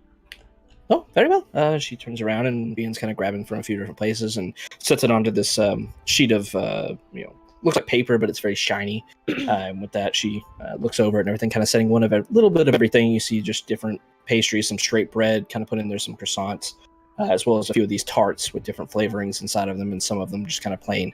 Looking over, she says, everything here just for a good sampler. That would be 6 gold. Or 6 Oh gold. God! I was No, like, never sorry. mind. Backing 6 up. copper. There, sorry. Changed our Sorry, minds. can I interrupt with something totally unrelated to this? The dog is seriously concerned about the puppy. The Do puppy. you hear her growling? Yeah. Do you see her? Yeah. She like keeps getting closer to it, and she started barking at it just a second ago. She's like legitimately nervous about my kids. She's like hiding behind the door and like barking at it. That's amazing. At first, I thought she was growling at Steven, and I was like, Aw. why is she? Because she was like going "Arr" at him, and I'm like, what the heck? And so I stared at her for a second and realized she was staring behind him. And I looked back, and I'm like, babe, pet your dog. See what happens when you pet your stuffed animal. So he tapped her on the head, and she jumps up, and I was like, "Arr!" How dare you? Sorry about that. I just thought it was funny. No, that's She's, really funny. Legitimately concerned about the stuffed animal toy. All right, so 6 gold. Yep. Six copper. Sorry. Copper. Perfect. That's good. I was like, that's some expensive I pastry. know. I literally was like, oh god. Only the best in Waterdeep. Yeah, I'll give her 6 copper. For 6 gold, those must be made from the bones of children. I get that reference. That's so sad. That's welcome to another campaign. Yeah, so you're able to get this assorted thing. Like I said, it's enough to feed at least 3 or 4 people, if not more, if you only take one. But definitely some good treats in there. It smells absolutely heavenly this early in the morning. Pass out to the rest of the group. Let everybody pick what they want. Risk will just grab one at random. Covering up the dog. She's And I'll in take the my- doorway, girl. I noticed. Also, he's covering the dog up. My That's tea hilarious. as well. Your sprint tea. I need to mark that down, or otherwise I'm gonna forget it. I started to call it speed tea, and I was like, I don't think that was right. All right, world building notes. Got that marked down. I also linked actual coffee in the Forgotten Yeah, I Realms saw for that you. there is actual real. Yeah, It exists. Was that the cave? the Kayeth, yeah. Well, damn, I wish I would have seen that a little bit earlier. Cave is way better than sprint tea. Well, we can just It's fine. Sprint tea's we a can variety. retcon if we have to. Sprint tea is the stuff in Waterdeep. Other places, they Yeah. call it cave. They call it Guarantee other is things. the one at this one particular vendor because they're one unique. particular stand. Yes. Yeah. She had to make a name for herself. Yeah. So Also, she's- they're all wearing skinny jeans and have scarves and really thick rimmed glasses. everybody has mustaches and It's beards. it's the hipster booth. See these funny contraptions laying over their eyes that don't seem to really do anything, but they wear them because they look hip. There's no glass in the middle. It's just the frames. Mm-hmm. Turning Waterdeep into the hipster town. All right. No, just that one. Just that one Sprint shop. tea booth. We don't sell coffee here. We sell Sprint tea. Thank you very much. Damn, I should have sold that and been like, Grande, do you want it? What size Yeah, do you Grande, want? do you want Our beans are locally harvested, okay, and they are picked by blind nuns in the mountains. I'm too ignorant to coffee to be able. I need to call Jen and be like, "Hey, give me all of the coffee lingo so I can sound stupid." I almost All was right. like, no foam on mine, please. I like a light roast, locally harvested bean from Guatemala, imported on the back of donkeys. Yes, the shop was actually called Sword King's Coast. Actually, but advertising. All right. So yeah, you get your morning breakfast as well as your coffee. Everybody got coffee, right? Mhm. So as everybody is drinking their Sprint tea, various flavors suffused into it. Your almond, nut mixture into it, the nut milk you have put into it, the nut, as well as your cream coffee, giving it a nice, deafening flavor to the somewhat overpowering of this elf bean Sprint tea that was given to you. But everybody feels immediately, as you're taking just a few drinks of this warm concoction, immediately your eyes are opening up wider. You start to glance around, and everybody's moving a bit slower around you. You feel revitalized and ready for the day. Everybody for the next 8 hours will have advantage on dex checks. Ooh. This coffee stuff is great. Because you Really are good. Every day. hyper. But you feel like you're going to probably develop an immunity to this effect as you drink more of it. But just for today, since this is your first time drinking Sprint tea, you'll feel very dexterous and I quick. feel Yeah, fine, I feel guys. fine. I don't know what you're talking about. This is okay. The jitters. So you make I'm your ready way. to protect people. Let's protect people right now. Let's go. You make your way out of. I've got too many notes open. Heading out back onto the high road, heading down towards the dockward. You find yourself moving past different places you know as you make your way down onto Snail Street, which leads directly into the dockward.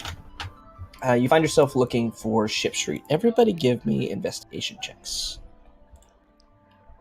Because nobody is super familiar with the dockward.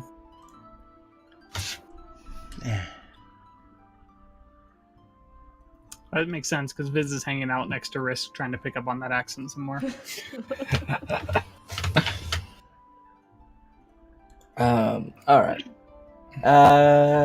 So as the entire group moves down, you recall seeing when you were kind of moving around this area before, looking around and following the leads, when you were searching for Flume, you remember seeing a sign kind of off to the south, pointing towards Ship Street, and you know that it lies off to the west, over towards the docks themselves.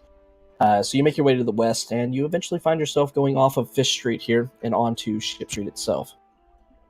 It doesn't take you very long as you're moving down. You see smoke billowing up from a few buildings, but one a bit larger plume of smoke coming up from it.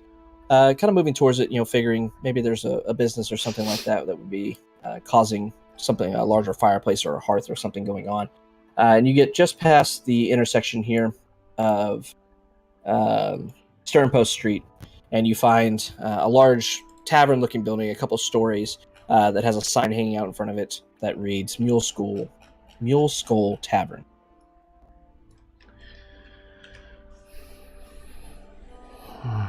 Which is where we were supposed to be. Yes. So, do we see some dung sweepers out and about? Or Gillester? I don't think he was going to be here, but I don't remember. I'll be honest. As you're looking around, you don't see anybody that looks like a dung sweeper. Nobody holding brooms or, the backpack things that you've seen them wear before that are kind of like makeshift backpack trash cans that they put stuff into as they're cleaning the streets. Don't see anybody of that. Any horses and drays? This keep an early in the active watch morning. out for some during the day. Okay. As you're looking around, you don't see any drays. You do see a couple carriages kind of leaving from the docks and heading up to the northeast, kind of going along Ship Street, it being kind of a main thoroughfare leading over to Snail Street. And then the Way of the Dragon, or the High Road. But you don't see any drays, none of these kind of like tourist-based vehicles.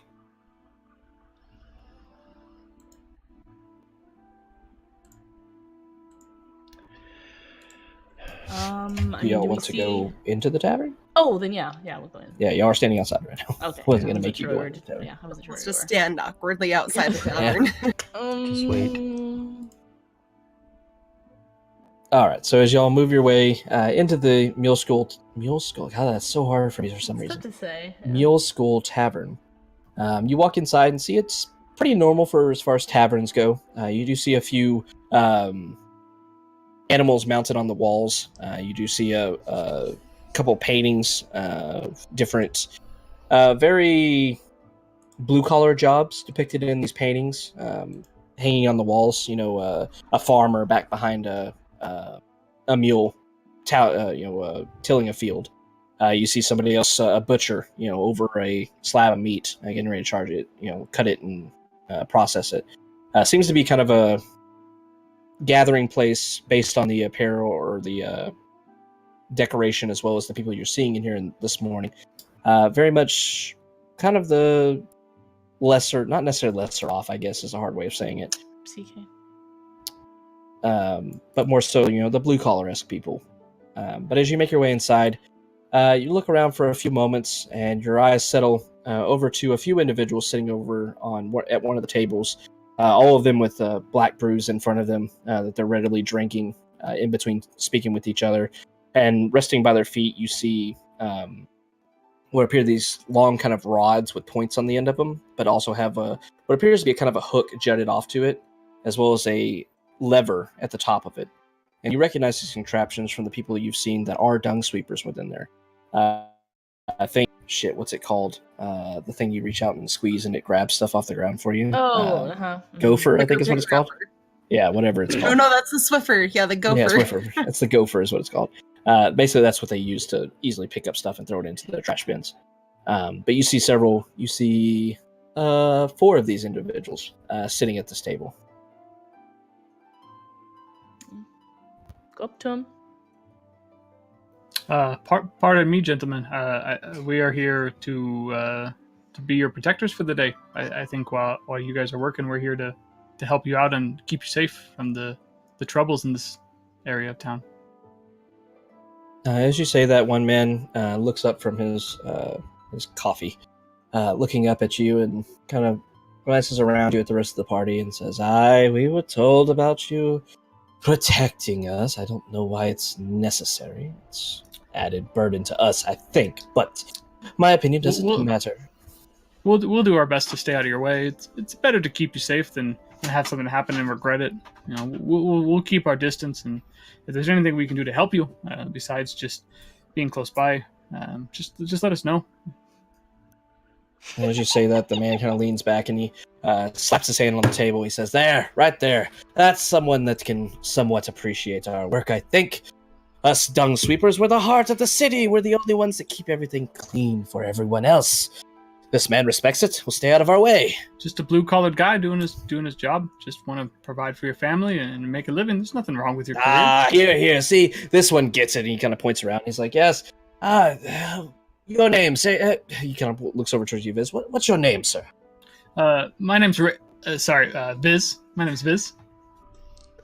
And these are my companions. This is Risk. He's a great guy. You should get to know him.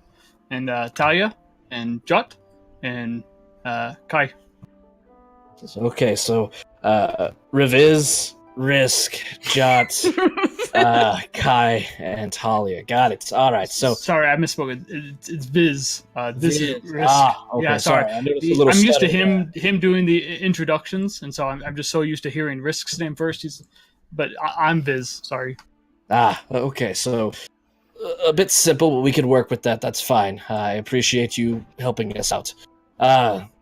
With that, he kind of looks around. He says, "My name is Morton Till, the group leader for this little bit of ingrates that keep the city organized and clean and such for all of the upper folk of it.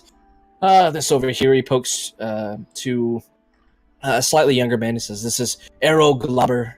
He points to another, Elric Pathan, and this is Stooge. His real name is Reynard Manheim, but he's the new guy, so call him Stooge. He'll answer to it. Can I get spellings of those, please? Sure. Thanks. Cause yeah. Arrow Glover, I think I got. Glover.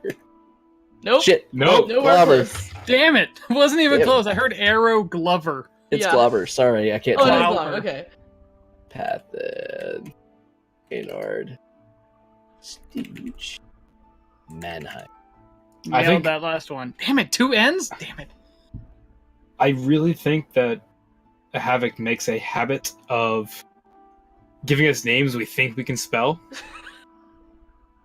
No, And- it's not He's Havoc. like, That's "Psych." D&D. That's D&D. You'll never have names you can spell in D&D. Ever. Viz. Just like it sounds. Okay. Except for when it's Viz, apparently.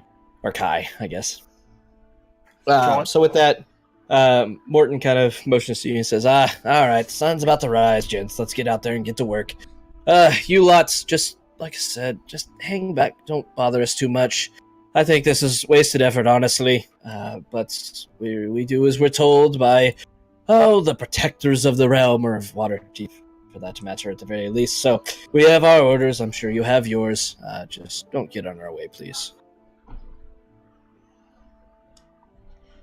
And with that, Morton stands up, retrieving his backpack with a bin on the back of it, as well as his gopher, and the others do the same. And they kind of nod to you all as they move out. The rest of the guys not really talking to you, just kind of sleepily moving forward as they down the rest of their coffee, and then heading out into the streets. How in depth do y'all want me to go into these days? I mean, personally, the only thing I particularly care about is, like, just keeping an eye out for the stray. The horse. Yeah. Okay. And also, like, keeping if these someone guys safe, attacks yeah. them, like, Yeah. defending them. But yeah, I don't care about narrating us watching. Yeah, like I don't think you need to narrate it. I mean, there are things we want to look for, like they're just blue collar folks. So if we hear like tidbits of rumors or something like that, that'd be cool. Havoc, I need you to narrate turn by turn every day, everything we Every do. day. Don't Yes. think I won't do it. How many sweeps per street are required to keep it clean? And I feel like let's say if they're doing like a block, like let's say they're cleaning down a block, I feel like some of us would be at one end of the block where they're coming from, and the other ones of us would be at the other end of the block where they're going towards, like just to have things covered. Okay. I mean, we'll do our job. Everybody give me rolling perception checks. Okay. General ones for the entire day. Oh wait, can I do something with my before like we just narrate like breeze through everything? Can I do something dexterous with my advantage? Like a front flip or something? Just like walking outside and you're like, whee! And Just like, front flip. oh god, this elf bean stuff is real good. I'm gonna do a front flip. Yeah, give me an acrobatics check. With advantage. Hey, a whole 13. All right. I'd say the front flip's not too hard for you, so I'll say you're able to nail it. You kind of stumble a bit as you land, but look around all excited and everything. Your eyes kind of wide open as you're looking around at everybody else. Guys, did you see that? That was front flip. amazing. Freaking amazing. I wanted to try. God damn I think you can do it. Go ahead. That was amazing. Risk jumps over and lands perfectly on his feet, and then as he lands, he, legs bent ever so slightly, he stands up to a full arch or full height and everything, kind of raises his arms up a bit and looks around and says, yeah, that wasn't too hard. Talia's gonna raise an eyebrow and be like, you've done this before. And look at Risk. Once or twice. That was pretty good. All right. So after your acrobatics in the middle of the street at 6 a.m. in the morning, you make your ways out into the dock ward itself. You're able to quickly determine that this group here, these 4 individuals that you've been sent to guard for the next 10 days, are regular common folk. Once again, very blue collar, grumbling here and there about their job and about what refuse they're having to pick up. And usually it's nothing too bad, some parchments, some newspapers, things of that nature, littered on the streets here and there. They do have a bit of an unfortunate task of being stuck in the dock ward, so it's probably a little bit messier than some of the nicer ones. But they grumble about it, but they're very efficient. They move up and down the streets, and eventually you're able to tell that they go up a street for a block and then circle around to the other side, moving down it, and then they move through either alleyways or such and kind of move in a horizontal path across the dock ward, and then moving up to the north and moving back across it, slipping between buildings and such, and keeping a very loosely organized pattern as they do so. With that, you're able to kind of set up a decent watch, looking around, keeping an eye out for different things. Obviously, anything untoward towards the dung sweepers, but also looking out for particularly at this horse. As you're looking around throughout the day, kind of guarding them and such, you see all manners of people going through there. You get a bit more insight into the dock ward itself. You see lots of, seamen, lots of people of the sea. Lots of sailors and such like that. God, I should have said Fucker, you sailors did first. that on purpose. I didn't. I couldn't think of a better word at the time. And sailors. You see lots of sailors. You see lots of paws. Yeah. Seamen. Yeah. My mind was quickly wrecking. Like, what else could I call it? Shit, seamen. All right. All these like bare-chested men and such carrying crates over their shoulders and everything of that nature, walking around the city. Or around dock ward, delivering wares and pulling them off ships and such. You do make a couple of rounds as they make their way over to the docks themselves. You see that even if it's early in the morning, about an hour's passed or so before you make your way over there, it is bustling. You see ships going out. You do see several very large ships in there as well that have activity up on the decks, bringing down goods and such and off of it. Two of them especially very, very large out the port. Chance, you are able to see that 2 ships. Shit.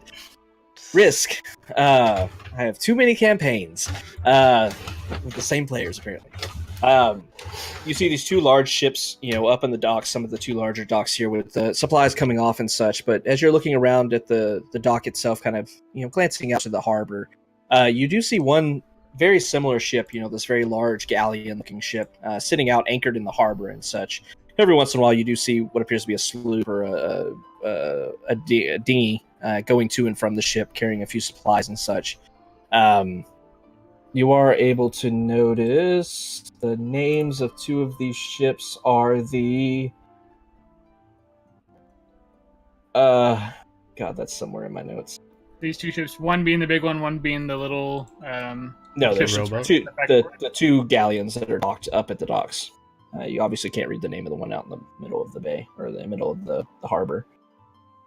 Are the 2 ships full of seamen? Yes. Maybe. Absolutely. Seamus can go and read the. I was actually about to say, yeah. What if I send Seamus to fly out? I mean, if you want to. Yeah, look through his eyes. We want the names of every ship. Yes, please. So you're sending your Familiar. familiar out. I Is can there look through any his eyes. range? Any set range it for was that? like a lot. This is like- The telepathy's limited, I think, to like 120 feet or something. But I think her seeing through its eyes, I thought was like. Yeah, I indefinite. think it's like I lose communication, but I can look through it further out. Hang on. Yeah, within 100 feet, I can communicate telepathically. Okay, this is a few thousand feet up into the harbor. But Yeah, it just says as an action, you can see through your familiar's eyes and hear what it hears. There's no range on that one. No range on that? Okay. I'm deaf and blind to my own senses, but I'll Okay. carry her. like it limits. So as you're looking, once again, it's you do see several large ships out here, but these two, you see are the sails have coloration onto them, kind of bright in their coloration and such. And the third one out there kind of shares that, so you kind of think this might be a fleet or something along those lines. Risk, you're able to see the two closest that are in the dock are named the Heartbreaker and the Hellraiser.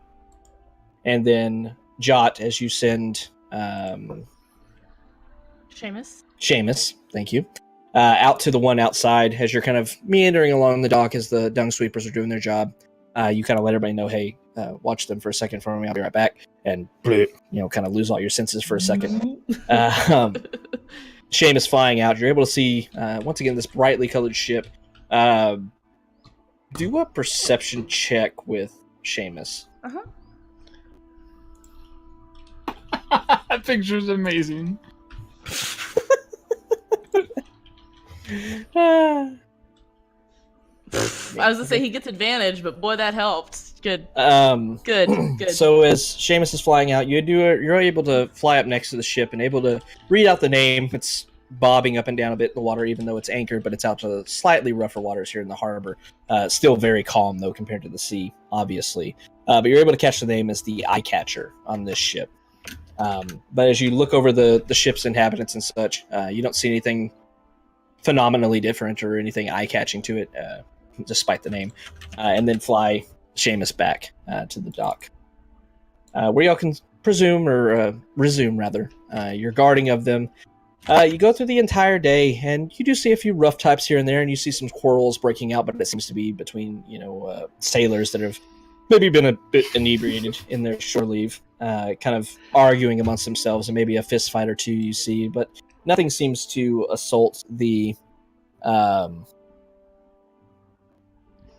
You don't even want to know, Havoc. Okay, honestly, alright, you don't. shouldn't look at the Discord Yeah, conversation. don't. barely. Nothing Zentara, me, or the opposing gang. I'm assuming. No, sorry.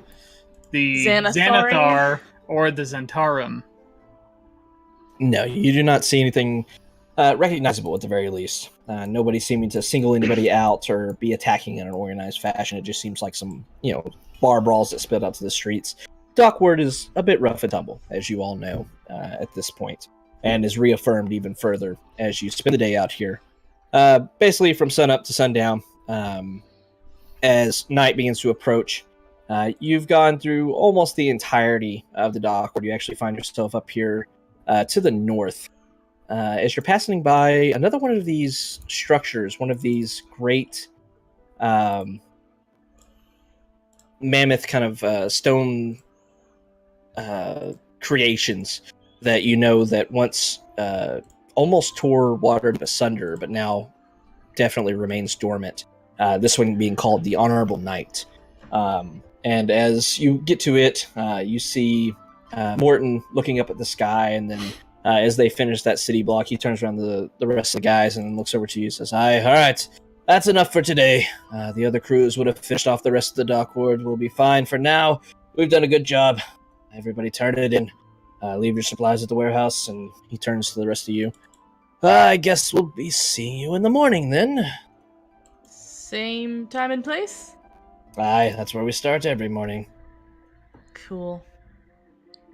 With that, I'm going to ask, do you always take the same path every day?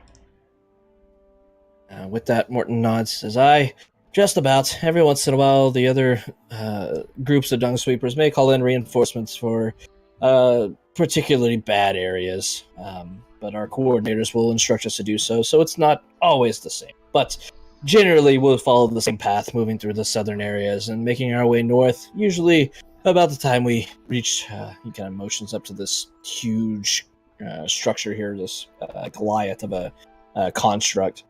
Usually, when we make it to the honorable knight here, we're about done for the day. Very well. Thank you for the information.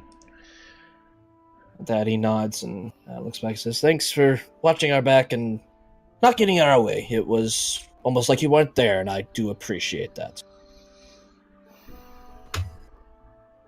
And with that, he nods to you all and starts heading off back into the northward. Beep, beep. Her fire alarm going off? Yeah. Fire alarm. Are we concerned Shu's house is on fire? Shoe.gif. She's grabbing a book to walk away. Smoke from the fire detector. I'm not saying that out loud. Never mind. So, the next day, as we're passing through, I want to keep a very close eye on everything we're passing. If there are buildings that seem out of place, like finding symbols similar to like the Zentarum building, the warehouse that we had passed by, like the very first session or second session. I want to keep an eye out for anything that kind of stands out, that looks a little out of the ordinary. Okay. I just because we're put with these individuals and they said they kind of follow the same path every day, I just want to know kind of where everything is. All right. Yeah, just keeping out for landmarks, kind of familiarizing yourself with the area, keeping an eye out as any good, attentive adventurer would do. Makes sense. So with that, your work day essentially has ended. The first of a 10-day. You do have 9 more days of this, unfortunately. It was a bit boring. Once again, you had a few false alarms with people scuffling and such, but it didn't seem like it was... it definitely wasn't directed at the dung sweepers. They kind of made a wide berth, seemingly being used to this kind of behavior out of people with like bar fights and such spilling into the streets. They just kind of walked around it and kept about their business. But with that, you turn in, heading back in, unless y'all have anything you would like to do during the evening, early night hours, or are you just heading back to the... Just if it's not too much trouble to look for some horses. You can look around, yeah.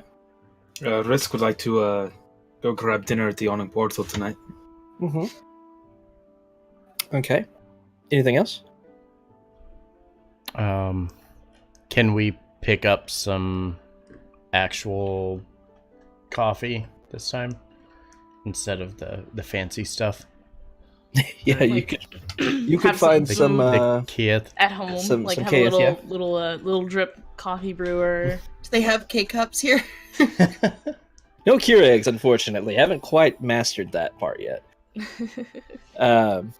Yeah, you could find some pretty readily available either in the market up in the castle ward or down in the trades ward. You could find some. What about a never empty mug full of coffee? Slightly harder to find, I think.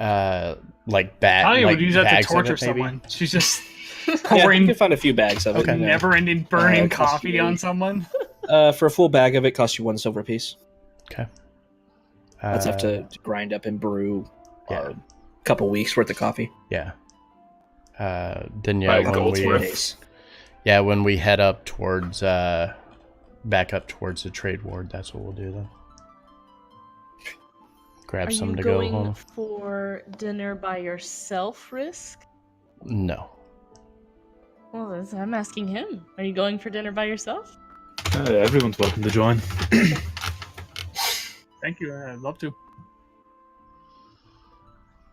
All I right. do think we should maybe find some, while we're in the trade ward, see if we can find some food that's specific for the dogs. Okay. Yeah, find some dog food essentially.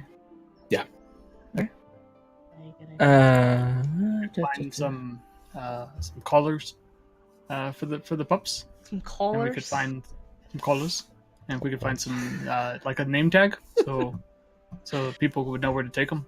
This is my new If it- favorite if it thing, lost by the way.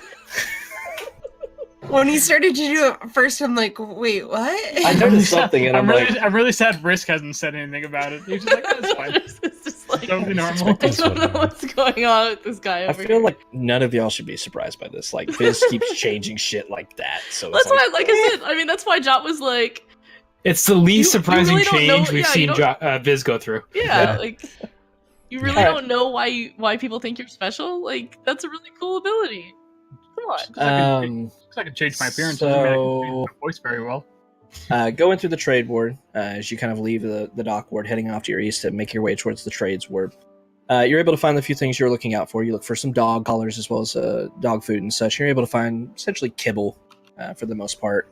You do find a pet store essentially that sells all of these different things.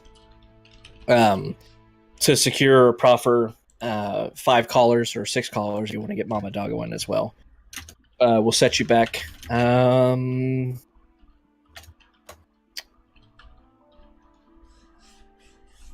5 copper pieces rather, and the food will cost another additional 2 copper pieces. Seems fair. And once again, Vi- one Viz bag will- of the K-Earth will cost 1 silver piece. Viz will cover the cost for the animals, Okay. being that he loves them more than everybody else. Oof. Risk will compete with him for this one.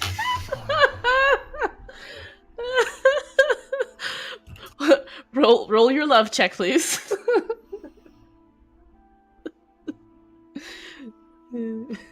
So, was that 7 silver? 5 silver for the collars, 5 copper, and 5 2 copper for the collars. Yes, 7 copper total. Yes. Okay, I'll subtract that. Yeah. Pretty, readily attainable. It's not something super expensive to have pets in Waterdeep. Yeah, and then if we can have like some sort of tag that's like Troll Skull Manor, like I feel like that's probably the most. Please distinguishable return one. to Troll Skull Manor. Yeah, you could get a engraving on each of the tags on the collars for an additional 3 copper pieces, bringing the total up to 1 silver piece. Perfect. Hey. Thank you. Look at that. Is there, since we're buying fresh coffee beans, is there like a grinder or anything we can get to take with us? My fist. Mortaling. Yeah, just mortaling Talia flexes on it, crushes it. We're having coffee in the morning. Yeah. Yeah, you I can use find my a. trident, just like it's- smash it up. She literally beats the coffee into submission. She just crunches it with her teeth and spits it back out. It's all perfectly fine.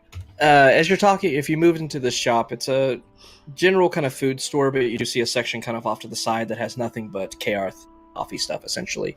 You see different bags, of different bean grind types and flavors and such throughout it. Some shipped in, some very exotic. You see a few beans that are actually from the land of Chulth, as well as Thay and a few other places, some places off in the north where a winter bean grows. Lots of different things in there. Some of the exotic stuff that's been shipped in is a little bit more expensive, costing about 2 or 3 silver pieces per bag instead of just 1 for like the elven bean or the ogre's blood or something. I can't remember what I called it. But you find the different assortment there. You see some very very simple grinders sitting there with like hand cranks onto it, where you can sit it into a kind of funnel in the top of it, and it goes through a simple grinding process before it spills out into a place where you can put a bowl or something like that. As you're looking next to it, though, you see some stuff that looks a bit fancier, and you see labels on top of the boxes holding these. Very simple, kind of plastic-looking boxes with these contraptions inside of them. And you see a label, all of them sharing the same label that says House of Wonders Incorporated across them. And as you're looking at them, you see that they don't have a hand crank or anything onto them. They have what appears to be a small lever that can be pulled down. As you kind of inquire with the shopkeeper of that, he explains, "Oh yes, those come from the House of Wonders, something they produced for us at a request. It actually does all the grinding for you. It's quite marvelous, actually." Yes, and how much would that be? Well, if you go with the basic one, you can grind up enough for 3 or 4 cups of coffee or so at once. It takes about 5 minutes or so for it to get through the process. That is 2 gold pieces for that. If you want the express edition, he kind of taps a slightly larger box. Says this one will set you back 5 gold pieces, but it makes 10 cups at a time worth of grinds, and it's very quick in its production. I look to the others and say, That's one. That's one definitely. Doesn't this seem like a bit of overkill? Couldn't we just... are we going to offer coffee at our residence when we finally get our business tax set write-off. up? Big brain Kai over here thinking about it. I heard about this drink where you make coffee, but you put spirits inside of it. It's like an Irish coffee, and it's got a special kind of spirit in there. I'm not sure what. What the hell is an Irish? Who the fuck's an Irish? This is what they called it. I'm going to point to the expensive one, and I'll chip in for it. So, Suddenly, everybody's like, money, here, take it. Wait, how much was that one? 5 gold. Oh, that's. But it's like the industrial one, right? Yeah, it's Yeah. industrial strength. Does Like it put the water in there by itself too? Like we can hook it up to a water No, line, this is- so we can just hit a button this and is go. just This a is grinder. just a grinder. Just a grinder. It's not a coffee. Yeah. Oh, It's I just thought a it grinder. was- I feel like we could grind coffees by hand. We have. I thought this was like the brewer. Yeah, I feel like it's too much for just a grinder. However, I've got my fists. And the shopkeeper even chimes in and says, well, the House of Wonders actually is working on a full brewing set. Of course, you'd still have to grind the beans into the fine grinds and everything for your coffee. But the brewer that they are working on is a special request of me, and of course the city of Waterdeep appreciates their care in the mornings. So it's a very widely requested item, but they are working on it to be a full brewery system. That will do everything for you. Run the water, mix everything, run it down, and even heat it for you. It's quite remarkable what the House of Wonder is able to produce nowadays. Is he BSing me? Jot. I Make an don't. insight check. He keeps the way he's talking about brewing coffee and mixing things together. I don't think he understands how coffee's made. Could you just make something that gets water really hot and drips it slowly through something? me? Yeah. Well, I think that's what they're talking about doing. Yeah, but could you make it? Yeah, I mean, I don't know that. If we take really really hot water and we pour it over something, could it just go through that really slowly? You'd have to have like something that would like hold it, and I don't know. I have to give it a lot of thought for sure. There's always cold brewed coffee. The cheapness of Viz is coming back out. I just want to like Copy look, the design. No, you look like. I take this all apart? of this thing, for sure? Like just like In the shop, no. what I missed. What did to what I said? Looking. No, I looking was at talking, it? I'm talking Oh, about okay. Viz. Sorry. I didn't catch what he said. He's asking, can I take this apart? And I'm like, in Oh, the take shop? it apart. No. Oh, yeah, no. Absolutely not. I just want to like look it over, see if I can figure out kind of how it works by like inspecting it. The grinder? Sure. I mean, that's all there. They said they're working on the brewer, but they haven't made it Yeah. yet. Give General me idea of design sense. Give me an investigation check as you're looking it over inside the packaging. Okay. Somehow you gleam out a lot of details from this. Now give me an insight check to see how well you're able to understand this contraption. Is that the first drink? I do. Let's That is see, the hang first on. I do actual get some drink. bonuses for technological devices. Let's see. I mean, this is a technological device, so I think you're looking it's at the something automated like- one, I'm assuming. So Yeah, I think it's like double proficiency. Where is it? For being a gnome. I don't know. Whatever. Okay, I'll just roll it. Whatever. Get out of this. Oh my god! Jot is a coffee connoisseur, guys. So, Wow. Jot, as you She invents the one that does it all in Viz- one before they Viz do. and Wow. Kai and Risk are all talking to the shopkeep and such, and you kind of waltz over to this machine. You're kind of looking up at it, being a gnome, and it's about 4 feet off the ground, so you're looking up at it. And you start to tilt your head to the side, and then the Zach Galifianakis meme of numbers start going through. As you're starting looking over it, you see that there's a funnel of molded metal here that wouldn't be too terribly hard to make or purchase the metal for it. You see that there's contraptions for the grinding and such into it.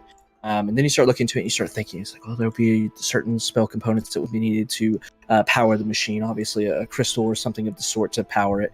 You start thinking that the contraption itself would just have to feed off just some kind of conductive lines and such feeding off the crystal itself.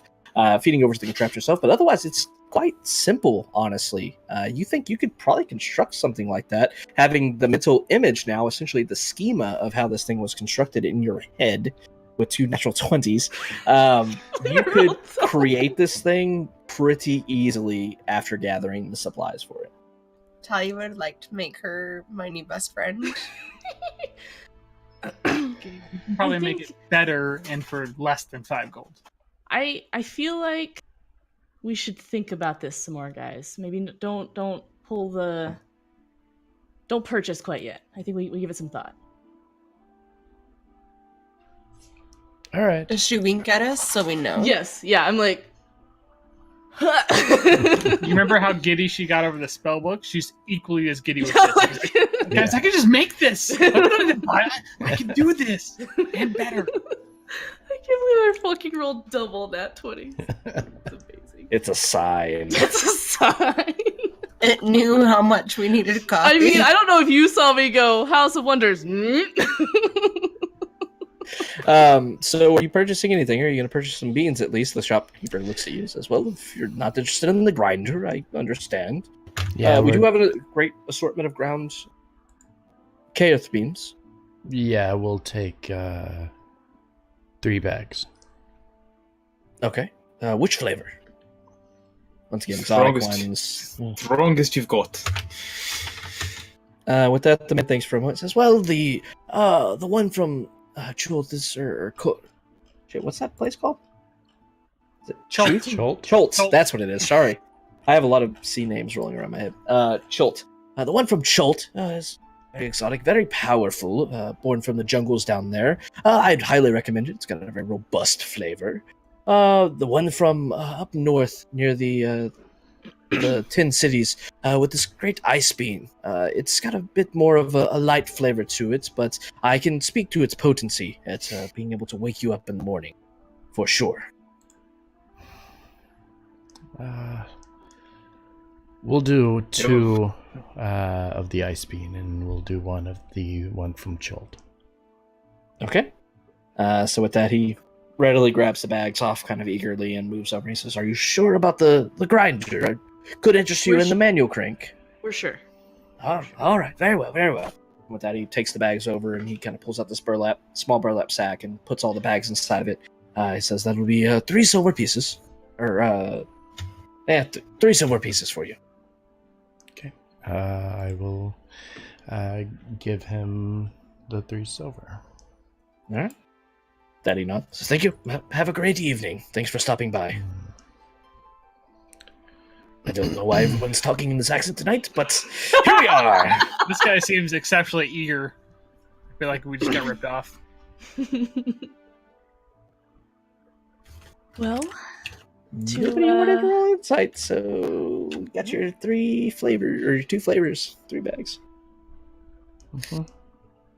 All right. Anything else, or y'all want to? Yawning portal. Everybody going to Yawning Portal? Anybody going back to the cavern instead? Yeah, Yawning Portal's fine.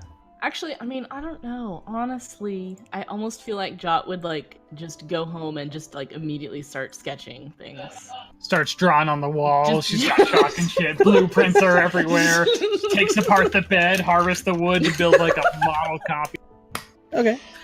I don't know. But I kind of want to go to the Yawning Portal too. I don't know. See, that's more like, there we go. Yeah, I you just need to love search, that. Closer. what's it? Steampunk coffee maker. Yeah, basically. That's what I googled, and it gave me a Walmart link for this. Oh dear. Where did you? Oh, never mind. You were in the post that. Yeah. It needs more gears still. I feel like. If you pour hot water over a filter, what You gotta have do at you least need? 10 Problems gears. if it had a gear to like dump the filter, so you didn't Yeah. have to. Like it was done in self Maybe- cleanup. all maybe- automatic. Maybe there's like Need 3 this. gears, so the thing's just spinning. Yes, that. There we go. Unnecessary knobs. Oh, that's the same one I was about to post. Damn it! It gets filtered like 4 times, and then as it brews, it gets filtered again. Make sure you don't get Mhm. any grit. Mm-hmm. Super smooth. It's just Definitely, way definitely. overdone. It works, but I mean, it's like it could be done with just like a That- base. That makes like 4 ounces of coffee an hour. Yeah. Highly I'll inefficient. go along, Damn I'll it! go along with the yawning portal. I just may stay up slightly later and sketch out some stuff. So All right. I'll also go. Anybody not going to the yawning portal? Stick with the family. All right. As you all make your way to the yawning portal, you find yourselves in a very familiar environment you've been into many times before. At this point, you kind of find yourselves at home as you approach inside of it. You start looking around, and you do see a few familiar faces. You see Dernan, as always, back behind the bar, serving out drinks and speaking in his very short and cut-off sentences with the patrons of the yawning portal. You once again see Bonnie running to and from, kind of in her bit of frantic, always organized chaos manner of serving drinks and talking to people and then bowing away to continue her rounds around there. You see a few people sitting around, a couple of, you've seen before. You actually see this half-orc that you met and saw your first night here in the yawning portal when it was unfortunately occupied by a troll as well. But it turned out to be a good venture for you. Met some good friends and ultimately led to an adventure for you, albeit a kind of short one. But you do see her sitting over with this other, feels to be an elf of some kind, very dashing looking with this red hair, kind of auburnish skin across his face that you see from there, worn very fine attire and such. But as you make your way in, you see the table you've occupied before immediately after the door does lie unoccupied. And as you make your way in, you see Bonnie rushing back over to the bar, and she kind of glances over her shoulder and sees you, and her eyes immediately shoot up a bit, and she kind of waves to you all and says, "Oh, 1 second, I'll be right there." And you all She's start learning. taking your seats. She immediately finishes what she's doing. You see her getting a tray full of drinks set up, and as she's moving over to the table, she immediately swings by towards you all first. As you're all taking your seats, she says, "Oh, 1 second, darlings. Let me deliver these drinks, and I'll be right with you. I promise." And with that, she takes off to the table across there that Jalister is not sitting at because he's not here right now. I feel like Talia would have a stack of coins, like, a couple of people are sitting at. and I'm as just gonna read the she does a group bad job, she takes one away. Just- I feel like she'd be one of those people. It's just like She's that, Oh my god. that joke in Third Rock from the Sun. Have you guys watched that show? I have not. That was an episode. It's this old show about an alien who comes to Earth. It's Oh got, wait, was it a British show? No. No. It's got, It had John It was Lithgow a in very it John Lithgow, popular thank American you. show. Yes. Yeah. That's like a whole thing. It's like he's like, "This is your tip. As you do poorly, I'm going to take things away. As you do things like, I'm going to add to it." He's like, "I feel like if I showed them how much money they're earning, they're going to do better." It's a whole. That's exactly what I was thinking of. That's how I do it. 30 Rock was apparently amazing. I just never watched it. Oh, Third Rock. I was Third gonna say, Rock. I thought it was Third Rock 30 from the Rock, or Third Not Rock. 30 Rock. Third, Yeah. Third Rock from the Sun. Because Yeah, that's sorry, Earth. not 30 Rock. All right, so as you're all sitting down at the table, making yourself comfortable and such, Bonnie finishes off handing off a couple of gentlemen that you kind of glance over, seeing her serving. Apparently members of the City Watch that you can clearly tell by their armor and regalia and such, obviously off-duty, sitting here with flagons of ale in their hand. Delivered by Bonnie, and with that, she skirts back over to your table and says, yes, darlings, what can I do for you? Risk is actually going to tell the group that he heard a friend of his was in the tavern, and he's going to actually go step away to speak to them. I'm gonna just kind of glance up at Risk and kind of give that look like, is this what I think? Risk is going to try to convey that everything's cool.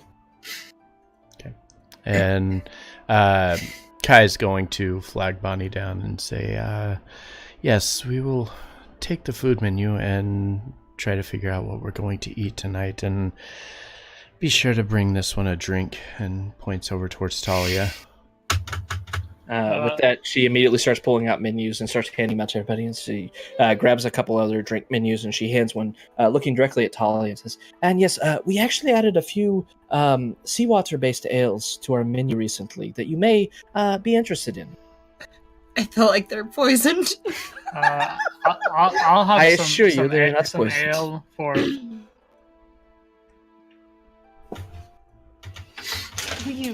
Yeah. One minute, his computer froze up. Oh no! rip. Can you hear me now? Yes. Yeah, there you go. There you Okay, so Viz will be like, actually, I'd like to have an ale for Risk and one for myself as well. So when my buddy comes back, I'd like to have a drink for him, please.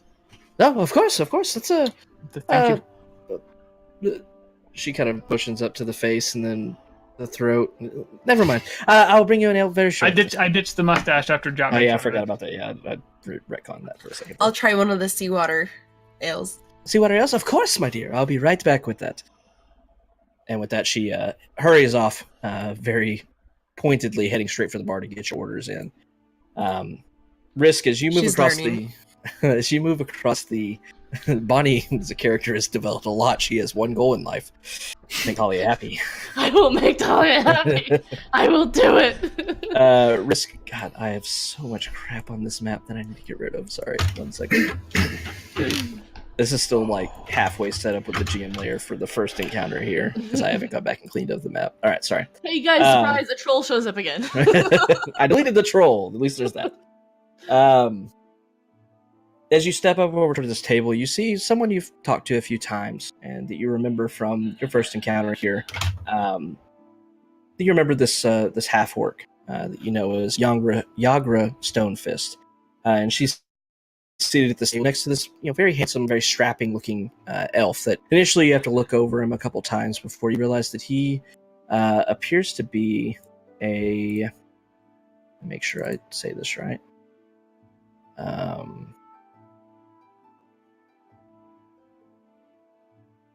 A sun elf with a very, like I said, very distinctive tanned-like skin across him, and this flowing, blonde but slightly reddish hair across it.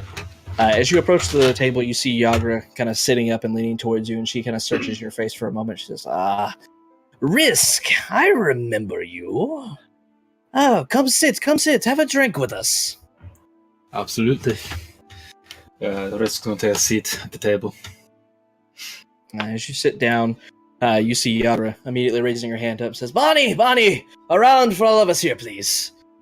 And as she quiets down, you see this man turning towards you and, very composed and a bit of smirk across his face as he looks towards you. He says, you must be the infamous Risk I've heard so much about. And you must be Davil.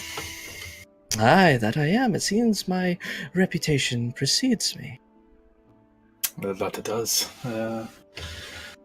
Got a note last evening telling me to possibly come speak to you. With that, he nods, says, yes, I sent that note to you. I figured you may be interested in the line of work that my organization is involved in, and may be willing to take on a few odd jobs here and there for us. I think it's a distinct possibility especially if your goals intersect mine.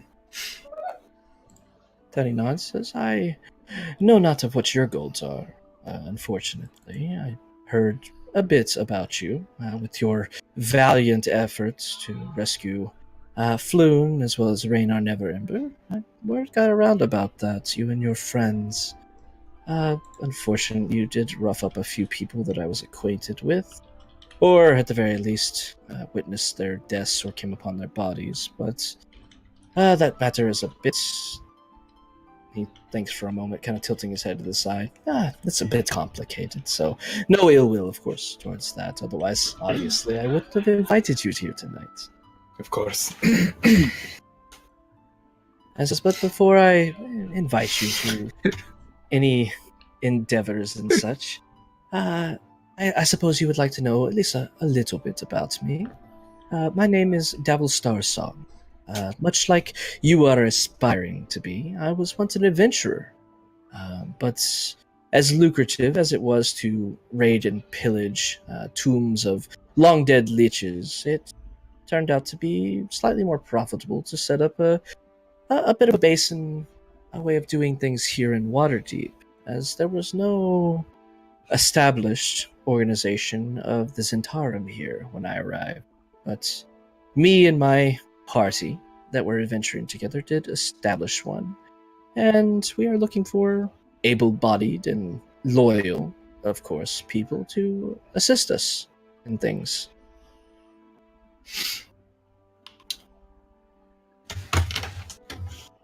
Risk make a perception check for me.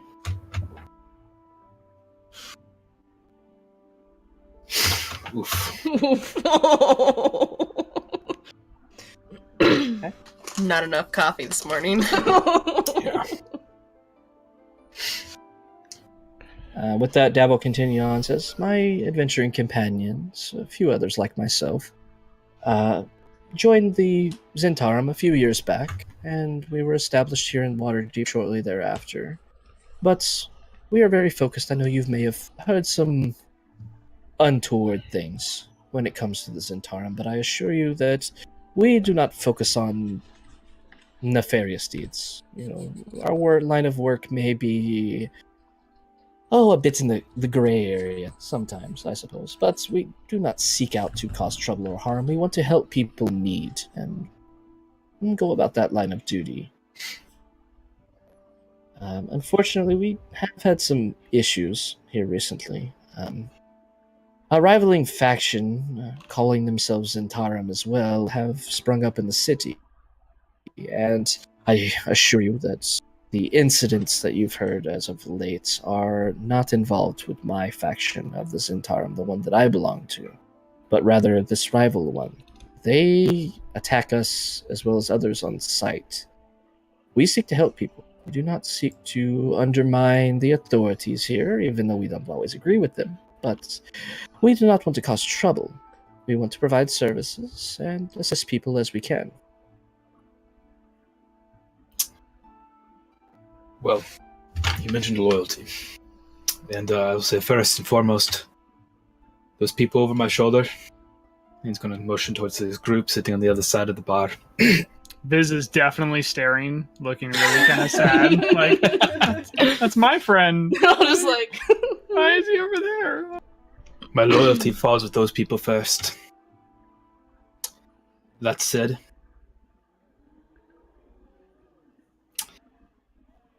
we did not bring harm to your acquaintances in the warehouse. We believe that was the work of another group, the Xanathar. With that, Devil kind of sits back, and once again, you're definitely, without even like an insight check needed, he's very calm, very collected as he's speaking to you, and even as you say that, he kind of gives a bit of a reassured nod to you. He says, I know. I heard many stories, people here and there during your endeavors at the hideout there. It was not one of our own. It was belonging to the other faction, but we know that you arrived afterwards, but it's good to know that you're being honest here. And he kind of glances over, looking over at the rest of the group, and sees Viz just staring over there. And he kind of raises his hand and kind of waves towards everybody. He says, your friends are more than welcome to join you on your endeavors, if you so choose to bring them along. Do not promise them not to be, less than safe. I am reaching out to you and did so because I heard of your previous endeavors and know that you can handle yourself well as others in your company. And that is why I sought you out, not necessarily for your good looks and charm, of course. Very well. Seems to be a lot of people in the city. Tend to have their kind of intro. The first assignment they like to assign up front. Does that tend to be your MO as well? As you say that, Davil leans up and puts both his elbows on the table, kind of crossing his hand. Ah, so you see how things work here, then. That's good. That makes things easier, then. Yes, I do have a proposition for a job for you to get your feet wet, if nothing else here, in the service of this Zentarum. And if you're able to complete this, well,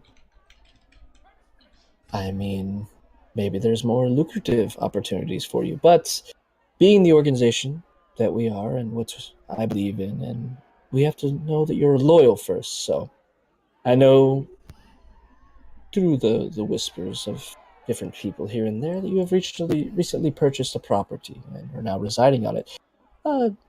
It does seem like it needs some money sink into it. I cannot offer you that right now. I need to see you're loyal and that you're willing to take care of things as need be. So, with that being said, the job that I have for you and your comrades, if they so choose to join into it as well, in the dock ward currently, someone is killing elf and half-elf sailors in the dock ward. It seems to be racially motivated. 3 have died so far due to these attacks, all of them targeted. Each one has been killed in the same manner, decapitated by a blade in the dead of the night. I want you to look into this, see if you can figure out who or what is causing these attacks, and maybe even why they're singling out elves or half-elf races. It does not matter to me too much, but what does matter, and to the people that have employed us, is that it stops. Permanently. I do not care about the means in which it stops, only that it does. If you can bring me back proof or assurances that it is complete and this will not happen again, then myself and my employers will be pleased, and we will move on forward from there to maybe some more lucrative opportunities for yourself, as well as your. Well, it sounds like in this particular circumstance, our goals align because I want to make the city a safer place. As you would be with this, it's terrible travesty what's been happening.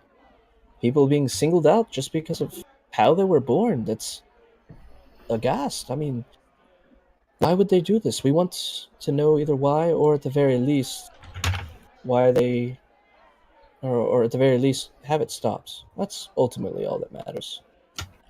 What kind of vibe am I getting from him? Give me an insight check. These are going so well tonight. Oh shit! There we go. Hell yeah. As you're listening to Davil Star Song, like I said, very much you're getting a very calm. He's basically telling you, find who's killing these people and kill them, throw them in the sea, chop them up in little pieces, hide them in the cellar, bury them. I don't care. Just take care of them. You're getting a very straightforward, even though his complexion, his face, his way he's talking is very calm, very collected.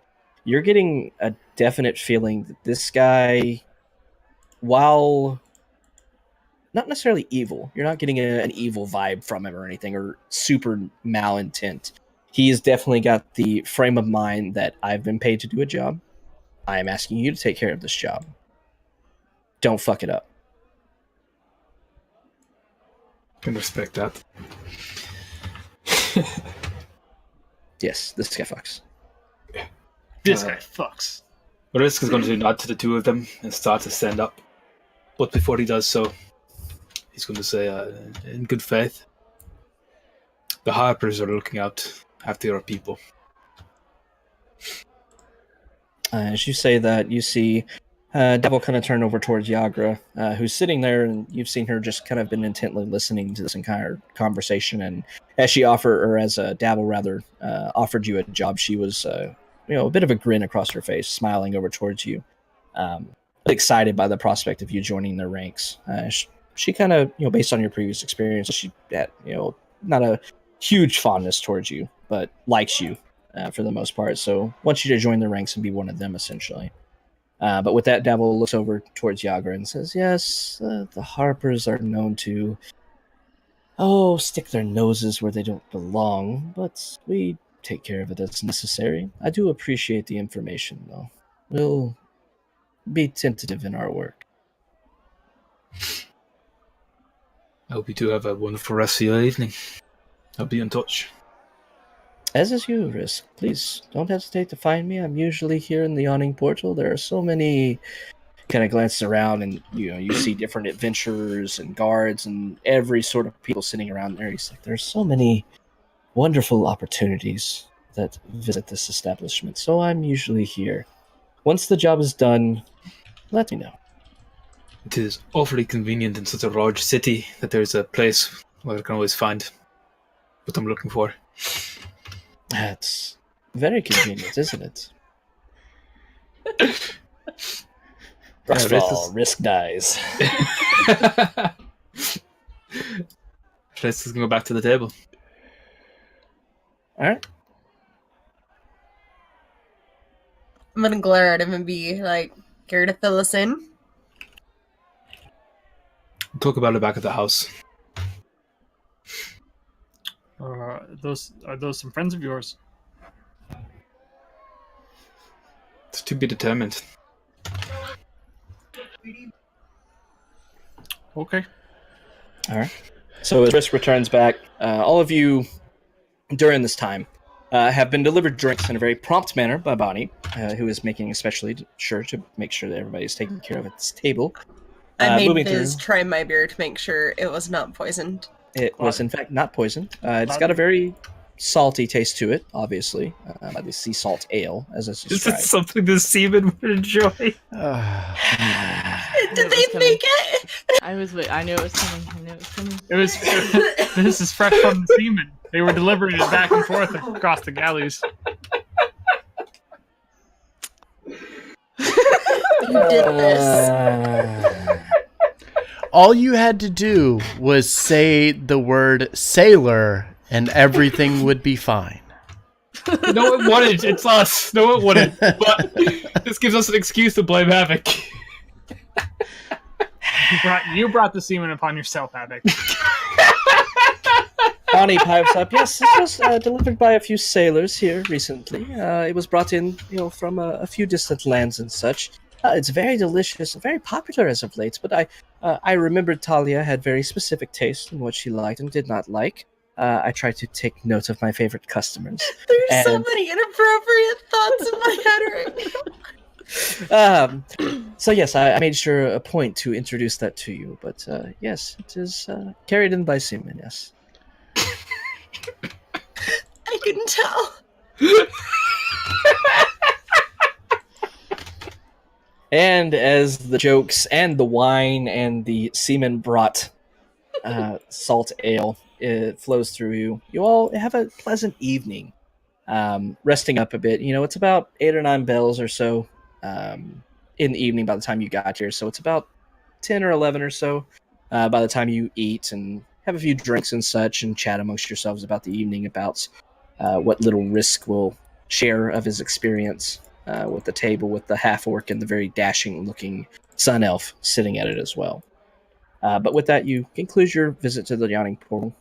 Anything else you would like to do before heading back and going to bed? Nope.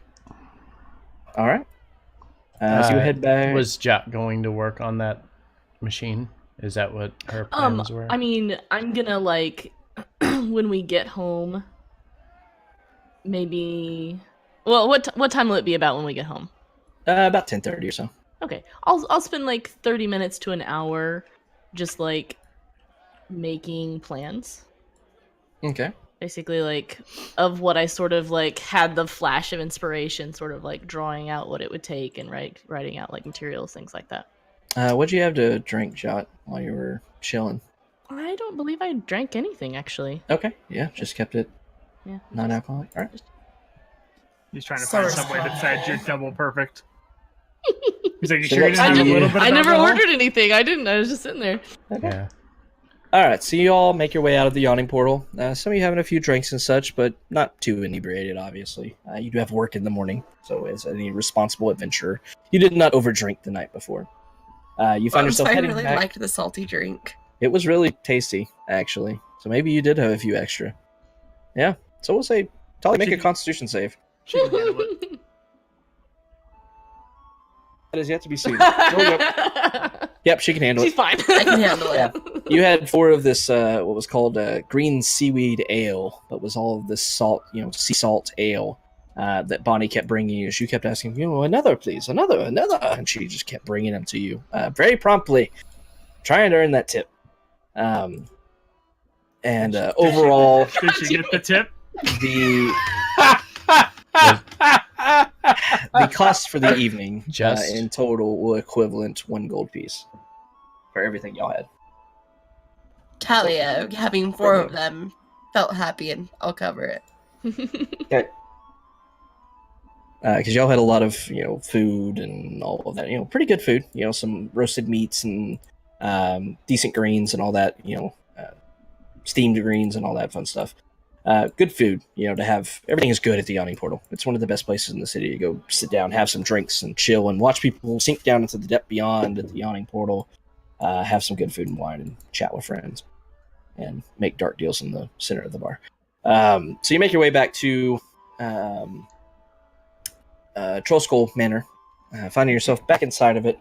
Most of you deciding it's getting kind of late. Like I said, it's about 10:30, approaching 11 at this point.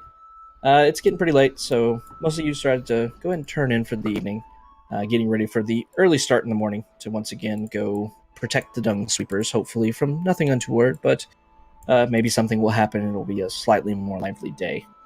Jot does spend another hour or so taking down her ideas and thoughts, making a bit of a blueprint from her mind as she goes over, drawing down on a piece of parchment and then going through. By the time of the hours passed, you have 8 pieces of parchment with different notes and dimensions and specs that you need. And you have a bit of a shopping list as well. You guess or so around about a gold piece will need to be spent to get all the components you need, minus the crystal. I was going to say, is that all? The crystal will be a little bit more expensive, probably 2 gold pieces by itself, because it is a magical item that requires, powers these contraptions. But you learned a little bit about that during your experiences, albeit brief, but you did have some experiences in the House of Wonders before you decided to become an adventurer. So with that, everybody decides to pass out for the night, having pleasant dreams for the most part, getting a good, solid 8-ish hours in, and getting in the benefits of a long rest, though none of you obviously need it. And you wake up bright, early, bushy-tailed in the morning at 4:30 in the morning. Yeah. Anything anybody would like to do before setting off? Anybody gonna not join the group today? Or are you all going down for guard duty? What's going on? Risk is going to knock on everyone's door and ask if we could have a little chat this morning. Sure. Yeah. Yeah.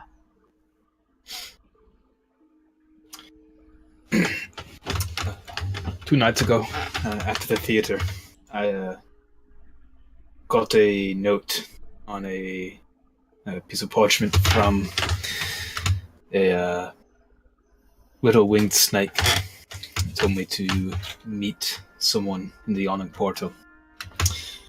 The person was a representative of the Zentarum, and much like many people in the city have been doing lately, offered us an opportunity to work with them.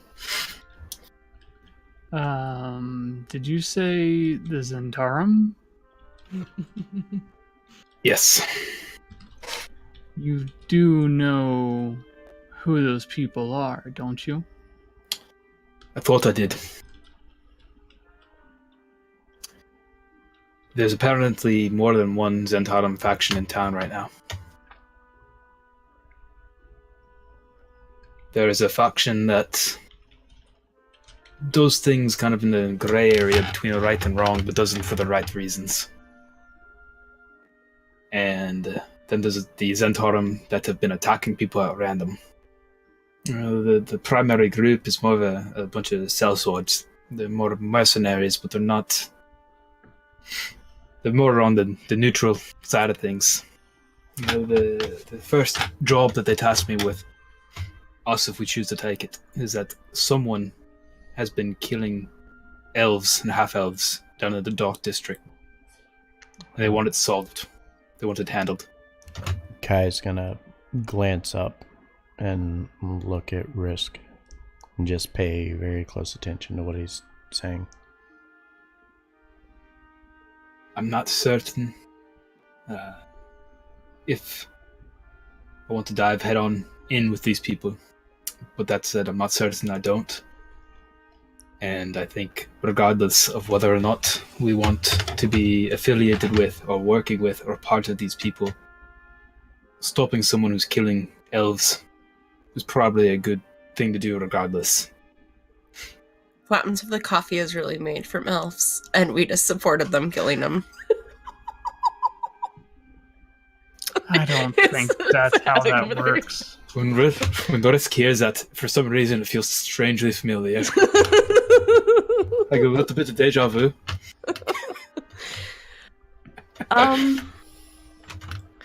So one slight problem where we did sort of agree for the job, where we were gonna like tell other people what the Zents are doing.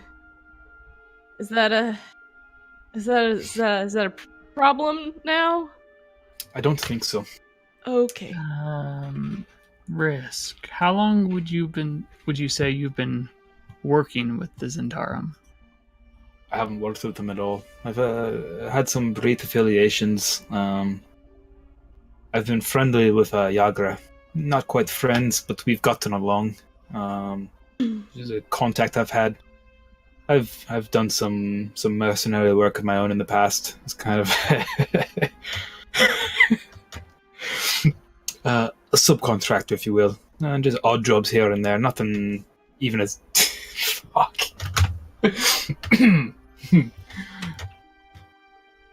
Oh God! Is there gonna be repercussions if you choose to not do what they ask you to? I don't think so. Not at this stage. They'd be okay with you knowing who they are and then no longer working with them? I already knew who they were. At least I knew who Yagra was.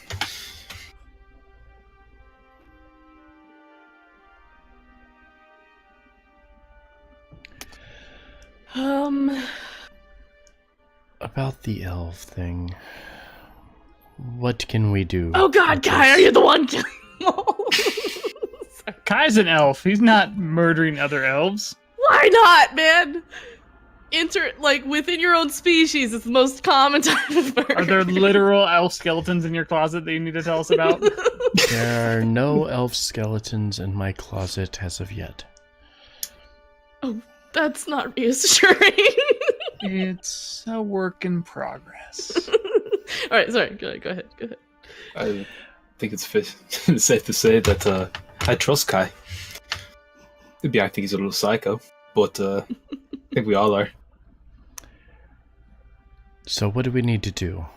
Because obviously we can't allow the Zentarum, even if it's the group you represent or not, we can't allow them to continue these attacks, as I am sure your friends have probably already mentioned to you. They are very much in agreement with that. Are the elves that have been killed members of the Zentarum? Not that was mentioned to me. I don't believe so. The Zentarum sell swords, they're not sailors. And the elves have been being killed, have been sailors. Do we know where the elves are coming from? Perhaps it is a certain group of elves that are coming to the city that are being targeted instead of just all elves, because I wasn't targeted when I came here. You also don't spend a lot of time in the dock ward. This is true. Until recently, where we are spending A lot of time in the dock. Yeah. Tends to be late in the evening around taverns. Maybe as we're in the dock ward, doing our job for the Open Lord, protecting the dung sweepers, we could be looking for information finding things around the Or- areas. Or I can just set myself up somewhere in the dead of night and wait for them to try to attack me. I I'd think like that plan. I think- I think that's a terrible plan. Kai dressing up like seaman might. I didn't agree to that, but I think I may be able to play better bait. As you guys have mentioned, my ability to change my appearance. I could get some sailor clothes, and I like that idea a lot. I could probably play the part of a seaman. my only Maybe fear maybe new to the seaman. my only fear with that is I fear what they might do, and at least if something is going on and if you guys are relatively close, I can tip you off and let you know without letting them know that I am aware. So I think even with the tip as a seaman, we could probably. Shit, I lost it. Damn it! So much haste. I lost it. Shit. I think. Dick joke. I think the best bet. I believe I've got the disguise kit somewhere. I think the best bet might be to have me dress up. I'm not putting any of you at risk. I'll put I'm Miss not- for risk. But I can literally change my face to whatever I want it to look like. You're like, I'm gonna put on makeup. I'm like, God damn it, just let me do the thing. I don't want you to get hurt, Viz. we have watched the you best thing in die. life I'm good at is acting scared, and I feel like I could pull that off way better than you. Shit, I lost my Kai accent there. I feel like I'm gonna be the one who's gonna be the best at acting afraid. You're just so cool and calm that I feel like they wouldn't buy it. Good point. I know. Extra thought. Now you want to dress up, Jot? No, thank you. I will Nope. No interest, thank you. Let me be the elf sailor. I am Spartacus. I am Spartacus. Let's just all dress. Help! I'm an elf sailor. I sure hope no one stabs me in this alleyway. Oh man, I'm so drunk and vulnerable. Oh man. Need all my other guys. I hope no one chops off my head while my neck's out here. We're the best detectives Let's see, ever. how good are we? Oh shit, we're not real good. You're not good at faking it, Lisa. I was going to suggest that whoever, although I'm still not super convinced with the whole bait plan, but that just I could have my owl like sit on your shoulder and then we can see what you see. That's all I was gonna suggest. Well, That's good too. I think one thing we should do now is prioritize our current jobs. I we feel have- like we're getting a lot of We have 3 currently. The day-to-day with the dung sweepers, the harpers with Maxine, and now thirdly, the investigation of Jack the Ripper. What if like are the like City Watch investigating this? This feels like a City Watch job. Murders. Where's Batman? That's a risk. I'm Batman. I believe Did you see that front flip the other day? He's definitely Batman. Fair. if I had to venture a guess, I would say that the City Watch aren't involved because they wouldn't handle it in a way that the Zent would appreciate. Okay, what is the way that the Zent would appreciate? Unpleasant. Okay, do we want to do the unpleasant thing though? I do. Not surprising to me. If they are harming my kind, then yes, I would like Jot. for that to stop. Yeah, but Go- I mean, like, there's laws and there's like a justice process, you know, where For humans. Well, no, it applies to everybody here. Come on, guys. You arrest people. You can close your eyes. It's okay. No, it's just like, okay, no. There's laws and there's jail probably here, I think. And there's a court system. I don't know if we should just go murder They can't people. catch me if I'm underwater, right? I have 2 sisters who are elves. This one hits a little bit close to home.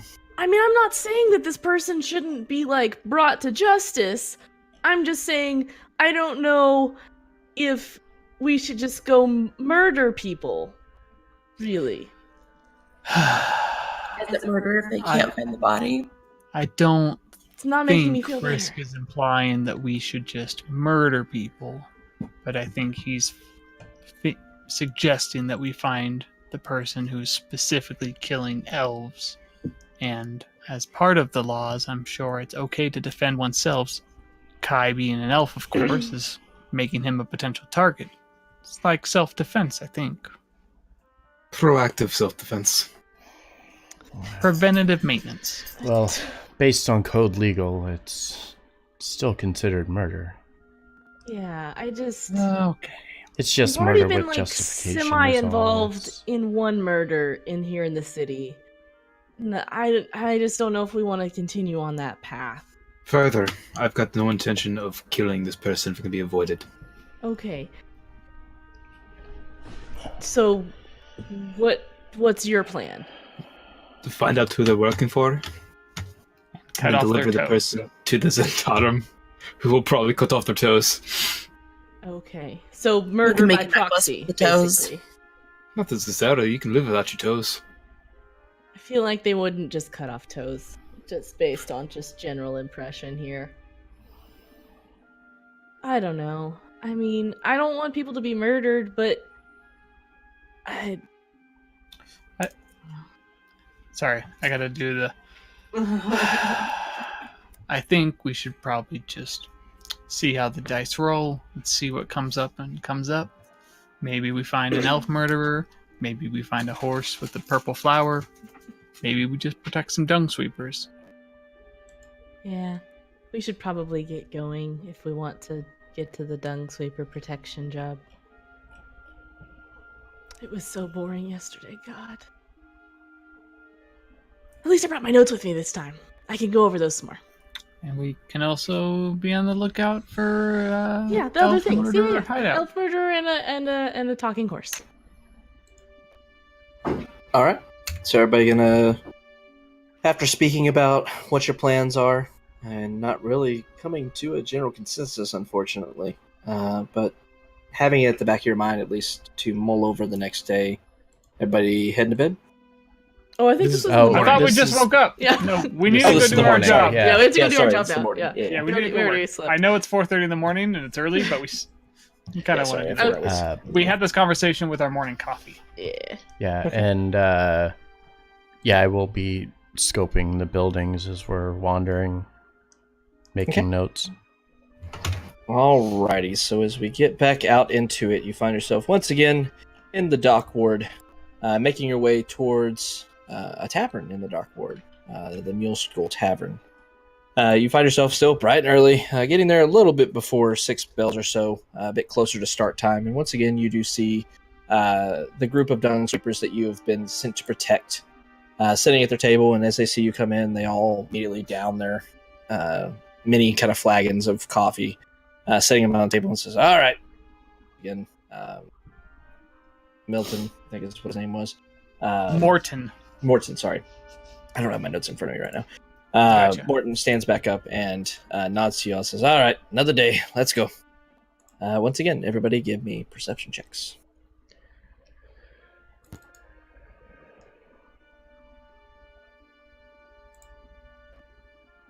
So good at these. So good.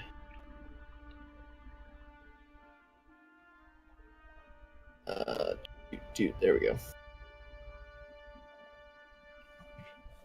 All right. So as the day progresses on,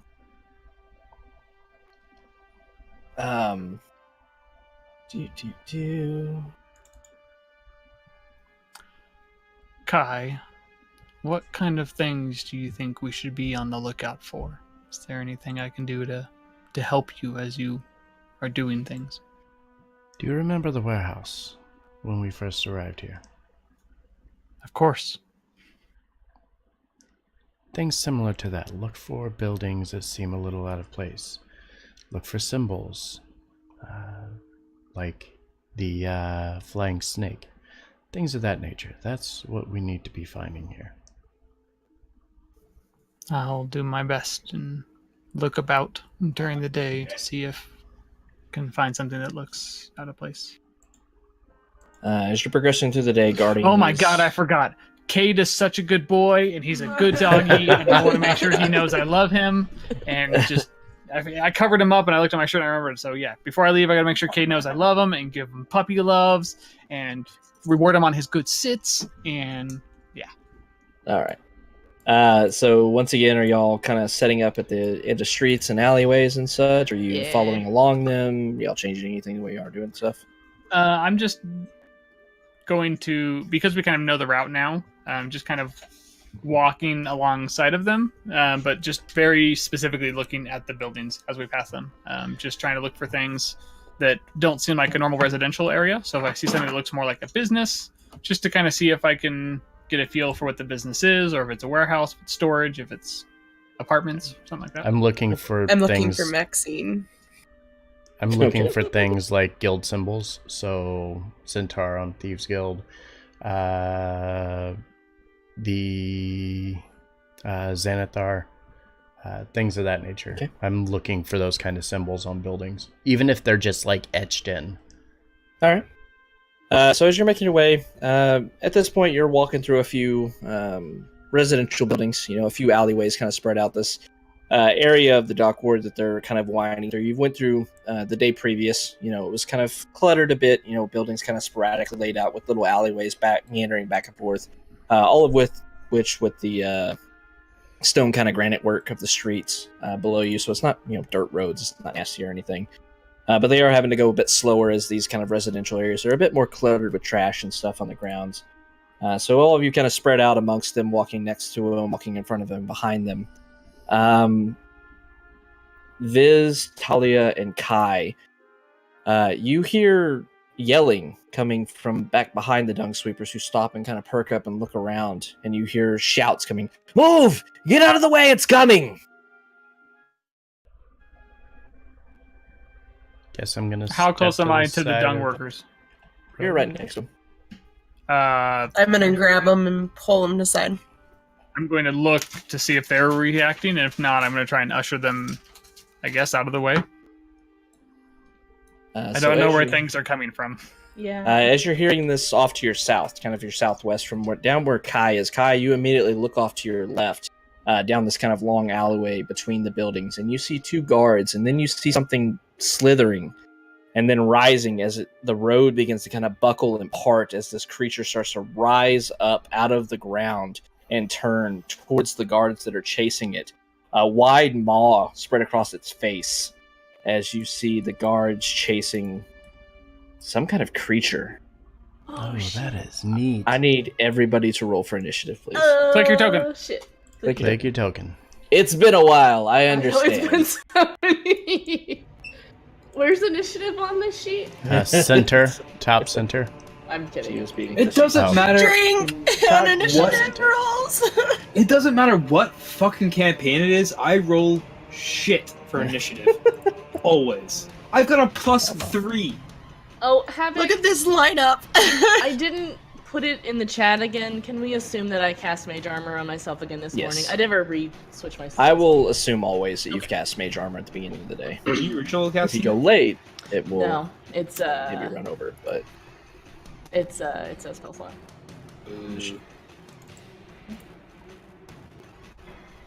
So you all see this creature, a maw kind of coming out of the front of its face. These two large, almost pearlescent eyes resting at the sides of its head. You see these mandibles stretching out from its figure down below its neck. And it lunges out, looking back towards these two guards chasing it. It hasn't quite noticed all of you, but you find yourselves presented by a creature That's as the cool. dung sweepers immediately start backing away. Viz, you're the first to react. These 4 cloaked people next to me, are they Those are the dung sweepers? Yes. And okay, so would it be like an action or something for me to get them all behind this corner, like down this hallway? Like, I mean, you could physically try to move them, or you can start just yelling at them. Yelling at them would be a free action. yeah, so I want to yell at them to get back down behind this. Okay. Yeah, and they clearly don't need to be suggested as they're already backing away, trying to figure out what the hell that just So monster scream this is. golden thing, is its back towards us, or is Yes. it? Okay, does it? So it was coming this direction, and now it's about faced and turned the other way. Yeah, it appears that it was being chased by, you see on the other side of it, 2 members of the city guard standing on the other side of it, and it's turning, facing towards them and growling towards them. Okay, I would like to cast Minor Illusion. Okay. And biggest thing I can make. No bigger than a 5-foot cube. Yeah, not super big. I would.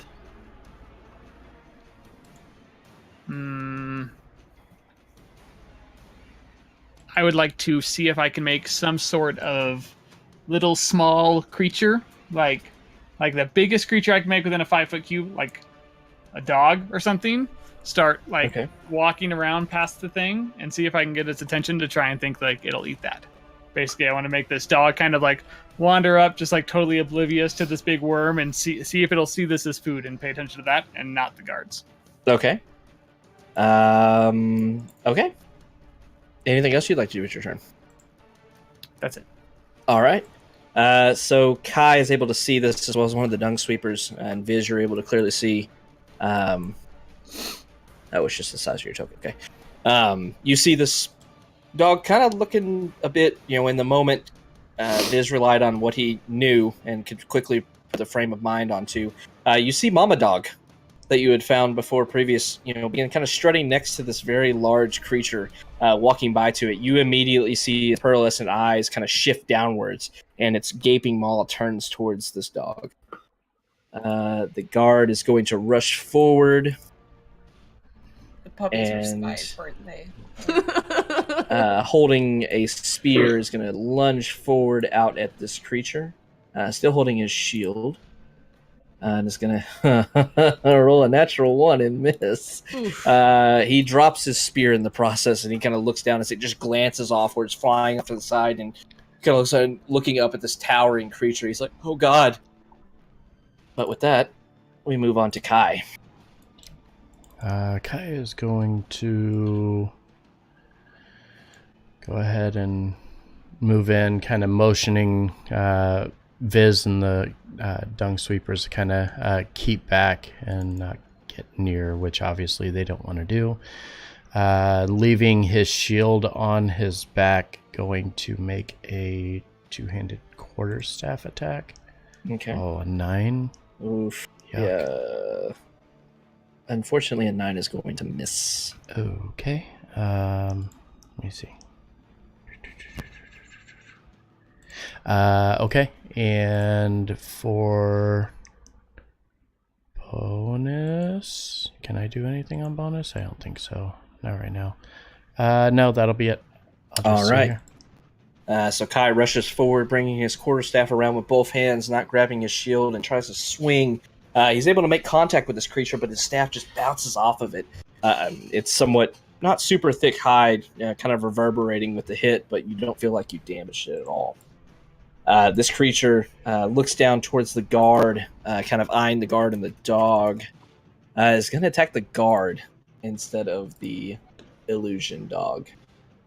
It attacks with its tentacles, which latch onto the guard.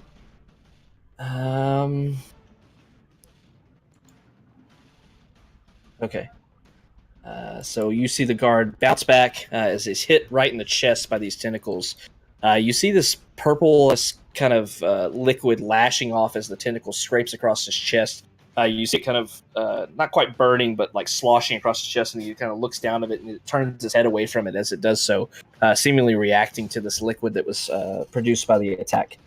But taking a little bit of damage as he staggers back a bit, and then the creature lunges down towards him, trying to bite him, and does so. The guard falls as it lunges down towards him, its entire maw just filled with jagged teeth. Grabs onto his shoulder and then rips backwards. You see the guard lifted off the ground briefly and then lands in a heap on the ground. Risk. Havoc, are these like pavilions with no walls, or do they have walls, these buildings here? These are all like residences. Oh, They have walls. Yeah. fuck. Just run straight through it, man. You can do Yeah, it. right. Can't quite run straight through it, unfortunately. All right. Risk is going to move up as far as he can, and as he is still in the process of running, he is going to, as a bonus action, take a shot with his hand crossbow 26 will hit. for a whopping 4 damage. And then he is going to, for his action, throw a hand axe. And this is going to have +2 to hit because it's a ranged attack. Okay. You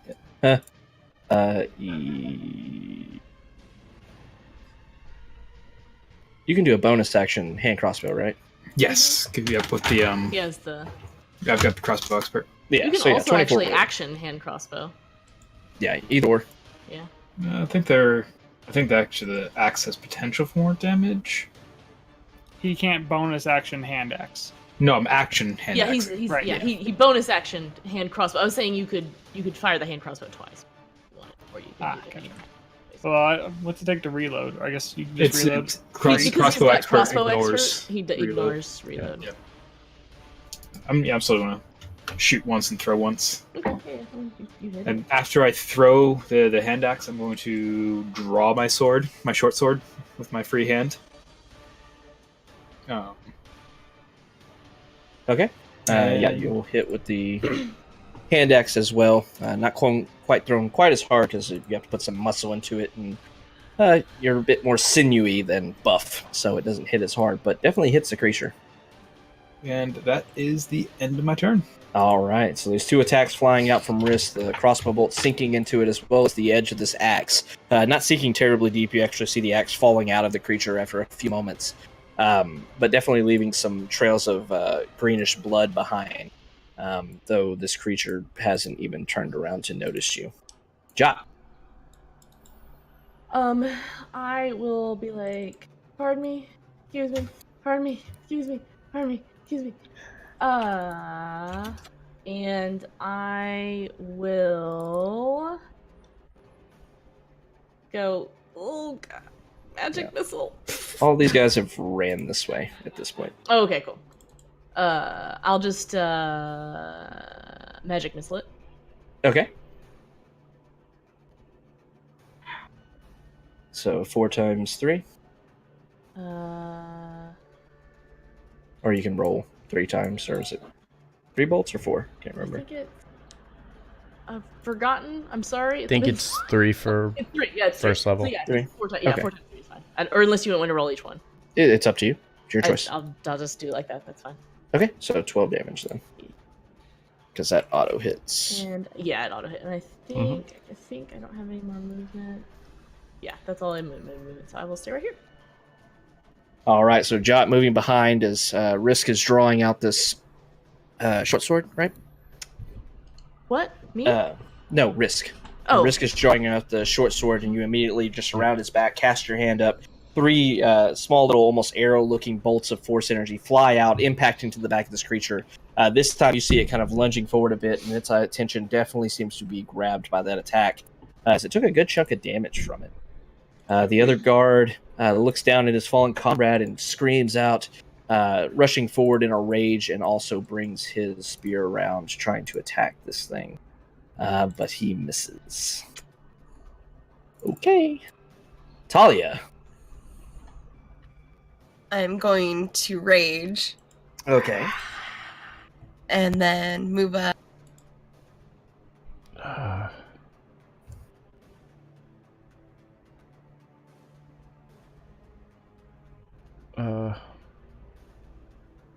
There, but I can't get there for 30 feet. Just like in front of Viz. 15, 20, 25. You can get up to. I must have counted. If you move like diagonally through Viz, you can get there in 30. Okay. Exactly 30, but yeah. Then I want to hit him with my crossbow. I think he said you could get up to him. Yeah, you can get up to him if you want to. Oh, awesome. Yeah, from where you Yeah, were. you were there, right? Yeah, she was right there. So 5, 10, 15, through Viz, 20, 25, 30. Cool. Then I would like to hit him with my great axe. Okay. Smash. And I would like to rage. Oof. 16 will hit. Does that include your rage damage? No. Nope. So that's plus another 2. Yep. So 12. Okay. Then I'm just going to look him in the eyes and glare at him. All right. So this creature, turning its eyes to these attacks, begins to immediately focus on all of you, being slashed across the abdomen with this great axe, slashing across it as Talia screams in a fit of rage, charging towards it and landing a heavy blow. This thing taking some damage at this point. But we're back to Viz. The guard with the tentacles, how dead is he? He's lying on the unconscious or is ground. he He's unconscious. Okay, healing word. Okay. I just want to look over that guard, be like, you need to get back up. You are still in this fight. You are not out yet. All right. 4 healing. Okay. Come on, game. There we go. All right. And then I would like to get oops, god damn it, my mouse. Get behind Kai and just offer just gonna take the help action for his next attack. Just however I can aid him in any way. All right. Like, Kai, I've got your back. You focus on that and I will help you. All right. So Viz, moving forward, saying words of encouragement towards this guard. You're able to clearly see around this creature as the guard's eyes flutter open and he gasps, looking around frantically and then seeing, oh God, it's still here. And you start screaming at this creature, trying to distract it and helping and giving advantage to Kai on his next attack. This guard that just woke up, no longer unconscious, stands back up and is going to stand back, kind of staggering a bit, and he reaches back to his back where he has a few more spears, pulls one out, holds his shield up as best he can, a bit struggling with the effort of it, but then jabs his spear forward, trying to stab this thing, and is going to hit it. Yeah. Yay! Stabs it in there, lodging the tip of his spear fairly deep into it. The creature kind of with its back So turned. deep. It flanking it, actually. The guard flanking this creature. Roars out in pain and such, and kind of twists its body a bit in annoyance and in pain. The guard kind of smiles a bit, blood dribbling from his mouth a bit from getting wrecked. Kai, it's your turn. Really trying not to use those spells. I'm going to just do what I did last time and attack with the quarterstaff. Advantage? Yeah. Yeah. Uh-huh. Buddy Viz is helping you out. Yeah. 13 will hit. Hey. All right. I'm going to use that, and then I'm going to use Channel Divinity for Oh shit. an additional shit. 9. So as the staff hits, Kai kind of reaches forward, releasing one hand off of the staff and just kind of almost like jabbing the palm of his hand into the back of this thing and surging this extra energy into him. All right. So as Kai does so, this creature turning around from the spear attack to its back and then looking towards Viz as he's screaming out at it. Kai is able to bring his staff around, this time hitting heartily with it, going through, and as it does so, bring his hand behind it to deal this necrotic damage as well. It lunges out, gasping in pain as it does so, just its body wiggling and such in the air as it looks back down. You see dribble beginning, the spit kind of coming out of its mouth and such. It looks like it's barely holding on. Dung sweepers are currently cowering. Fair. Carrion crawler looks towards the two people in front of it. Looks towards Kai. Okay. It lunges out with its tentacles. Natural 1. That's not gonna hit. Misses. It's going to try to bite you now. Okay. 14 to hit. Does not hit. Yeah, doesn't have... Nope, doesn't have advantage for any reason. All right, so lunges out towards you with these tentacles, them easily bouncing around you, kind of hitting and lashing at the ground. You kind of look around as it just completely misses you, and then it lunges forward. You quickly bring up your staff, kind of batting its head away, just in a defensive maneuver, as its head snaps to the side, moving away. You see that it's moving very sluggishly, very awkwardly, as it's barely holding on to life. Risk, it is your turn. So Risk is going to run kind of past it. When he gets to Kai, he's kind of going to drop to his knees and slide, bringing his short sword across its body. Okay. Trying to. 15? 15 will hit. Still standing? Go ahead and describe as your sliding attack takes out this carrion crawler. So running past Kai, Chance just drops to his knees, trying to get underneath its attack as Kai's blocking it away with his shield. Chance just comes from underneath of it and slashes like up. Chance comes out of the other campaign. Did I say Chance? Yes. Yep, wasn't just me. Yeah, It's because you did it all night. yeah, okay. Risk. Sliding past it and using it, getting staggered back from Kai's shield, uses that opening to slash right across its midsection, just carving a thick line right across the middle of it as its inner starts to pull out. Yeah, and as he does so, sliding past, just dragging his blade across this creature, slicing easily, almost knife through butter, through this creature, innards and just nasty greenish goo starts to flow out of this thing as it lets out one more moan in pain as it collapses heavily, just boom, back onto the ground.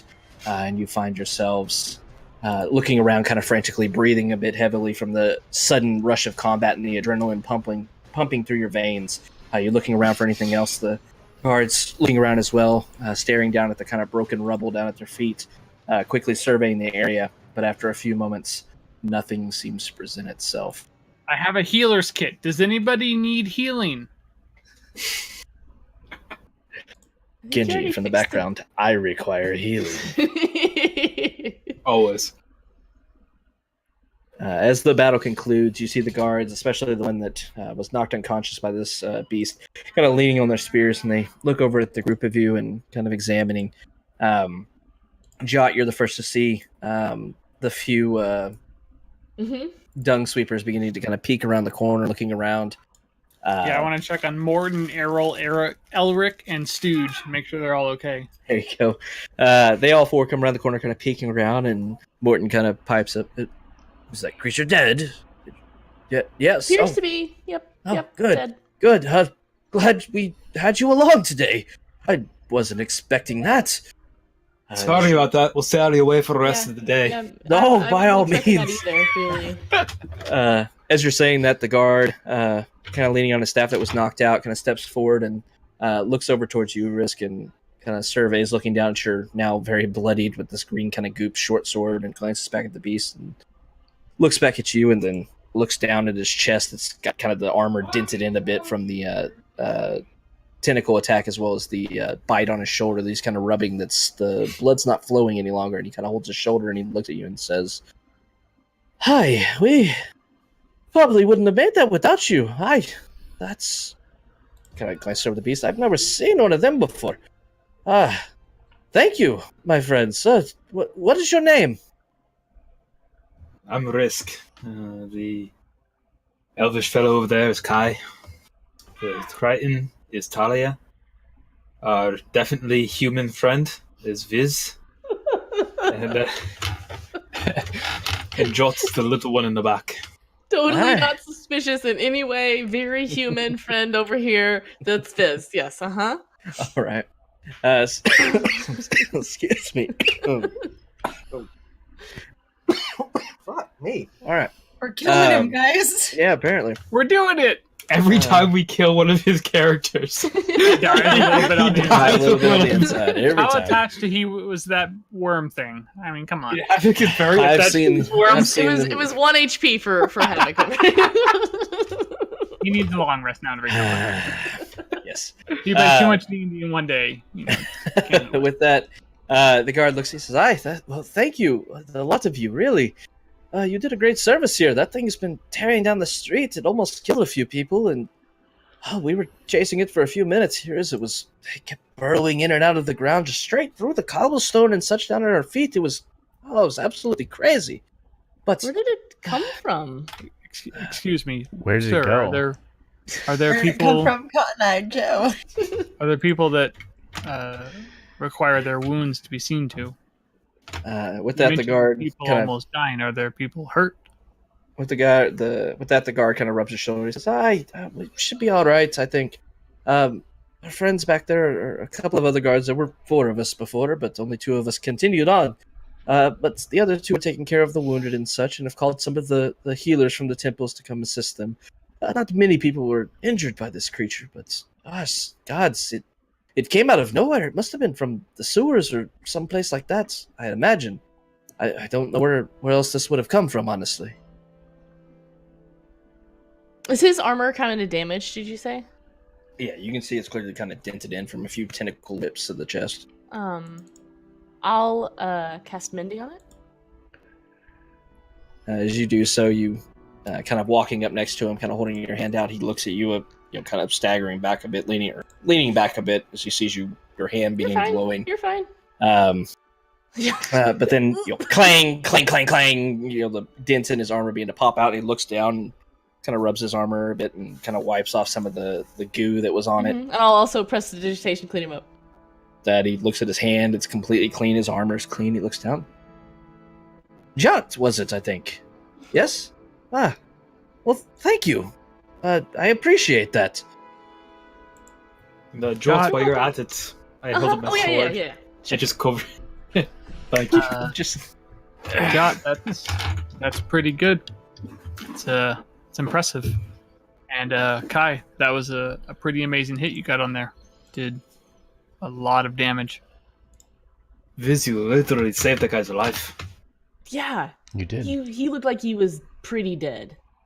And with he that, was the just guard fine. pipes up and says, "What?" He points over to Viz. You were the one.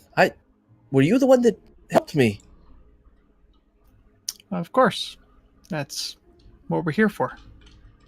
With that, he steps forward, kind of awkwardly climbing over this dead beast and everything. I Kind feel of like you looking shouldn't towards step its on that. I mouth feel and like it's such. that the goo He seems steps bad. over it and everything, and he's like, it's fine. I'm not terrified of this beast. It might have gotten the better of me before, but it's fine.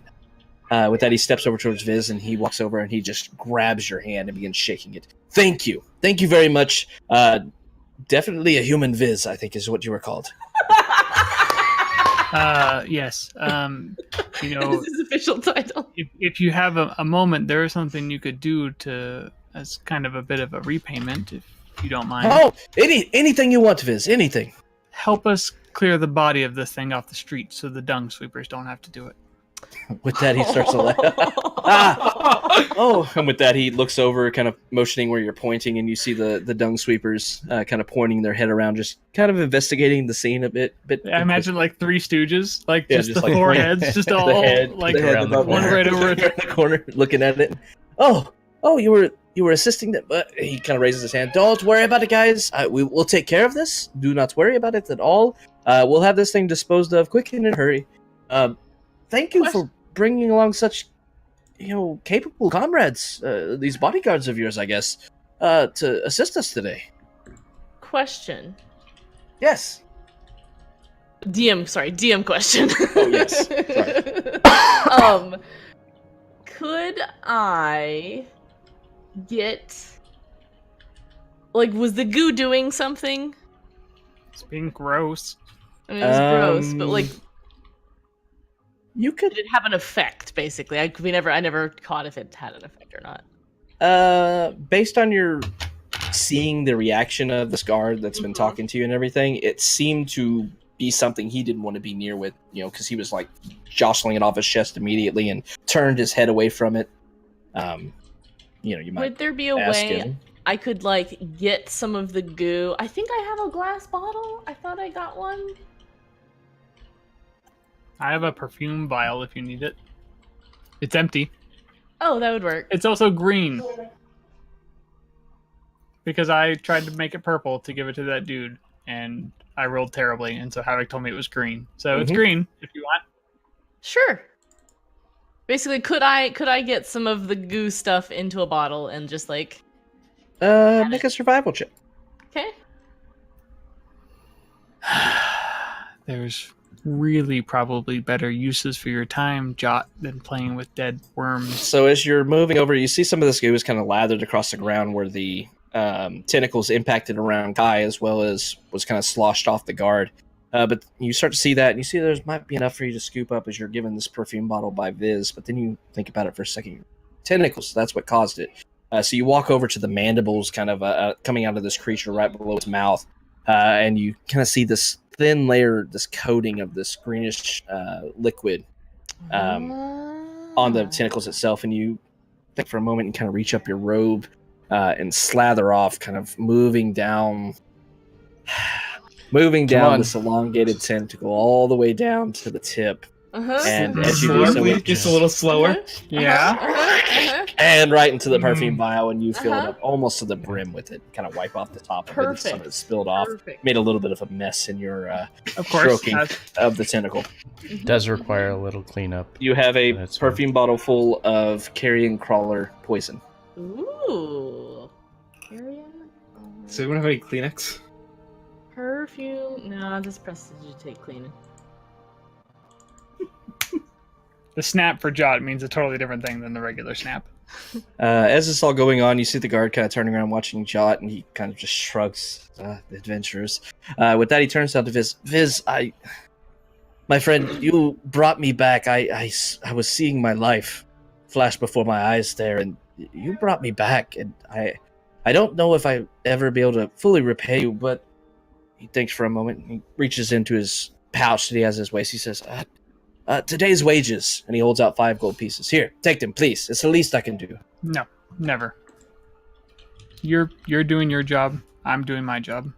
He grabs your hand and pulls it out towards him and just starts jamming the coins in your hand. No, please. You saved my life. Kai, I don't know what to do. This is making me uncomfortable. Just gonna look back at Kai, like trying to hold my hand. Like this is 2 days. I guess there's a day in between, but this is twice people are grabbing my hand and just forcefully doing things with it, and I'm uncomfortable. Kai, It's fine. If the gentleman wants to give you money, then accept his offering. See, your friend speaks the truth. Please, please. thank you, sir. I appreciate it, but really, it's what we're here for. We're here to do good, to protect people, to help people. You shouldn't give up your daily wages. You're doing your job too. You were just as brave as I was fighting, but thank you.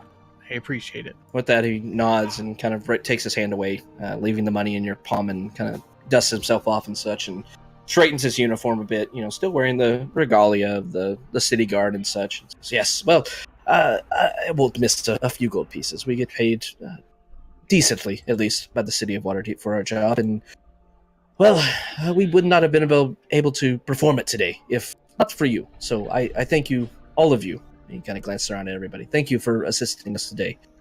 Once again, we will take care of this creature. You go back to taking care of your business and such. Do not worry about this affair. Put it behind you.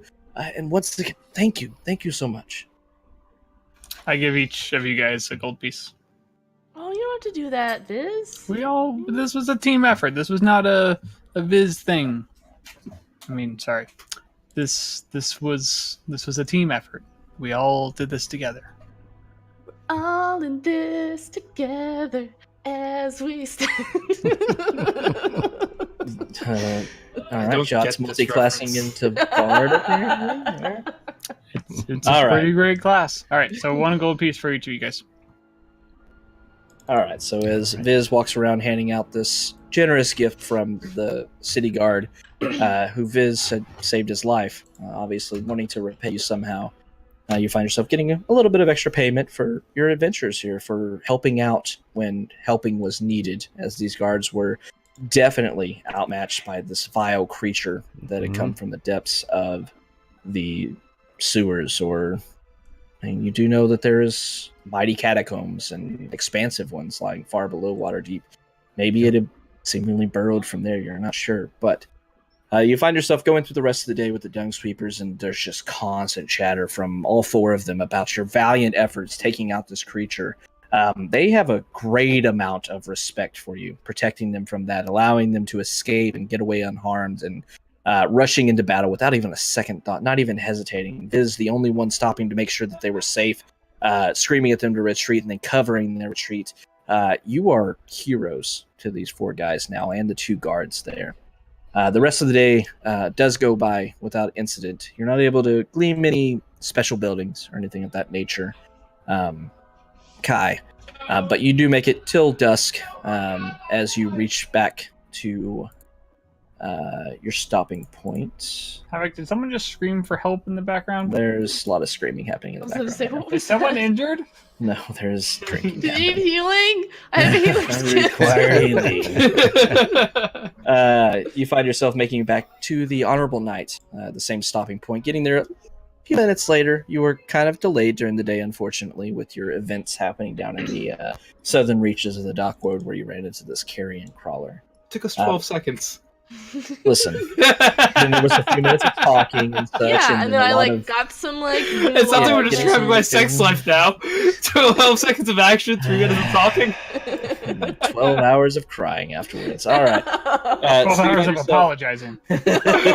Oh, wow. You find yourself back at the Honorable Knight, a bit tired from the day's events. You actually had to fight something and defend these people, and you hope that maybe the boring first day wasn't so bad after going toe-to-toe with this creature. Maybe it won't be so bad going forward, but that's yet to be seen. You still have 8 more days of this going forward.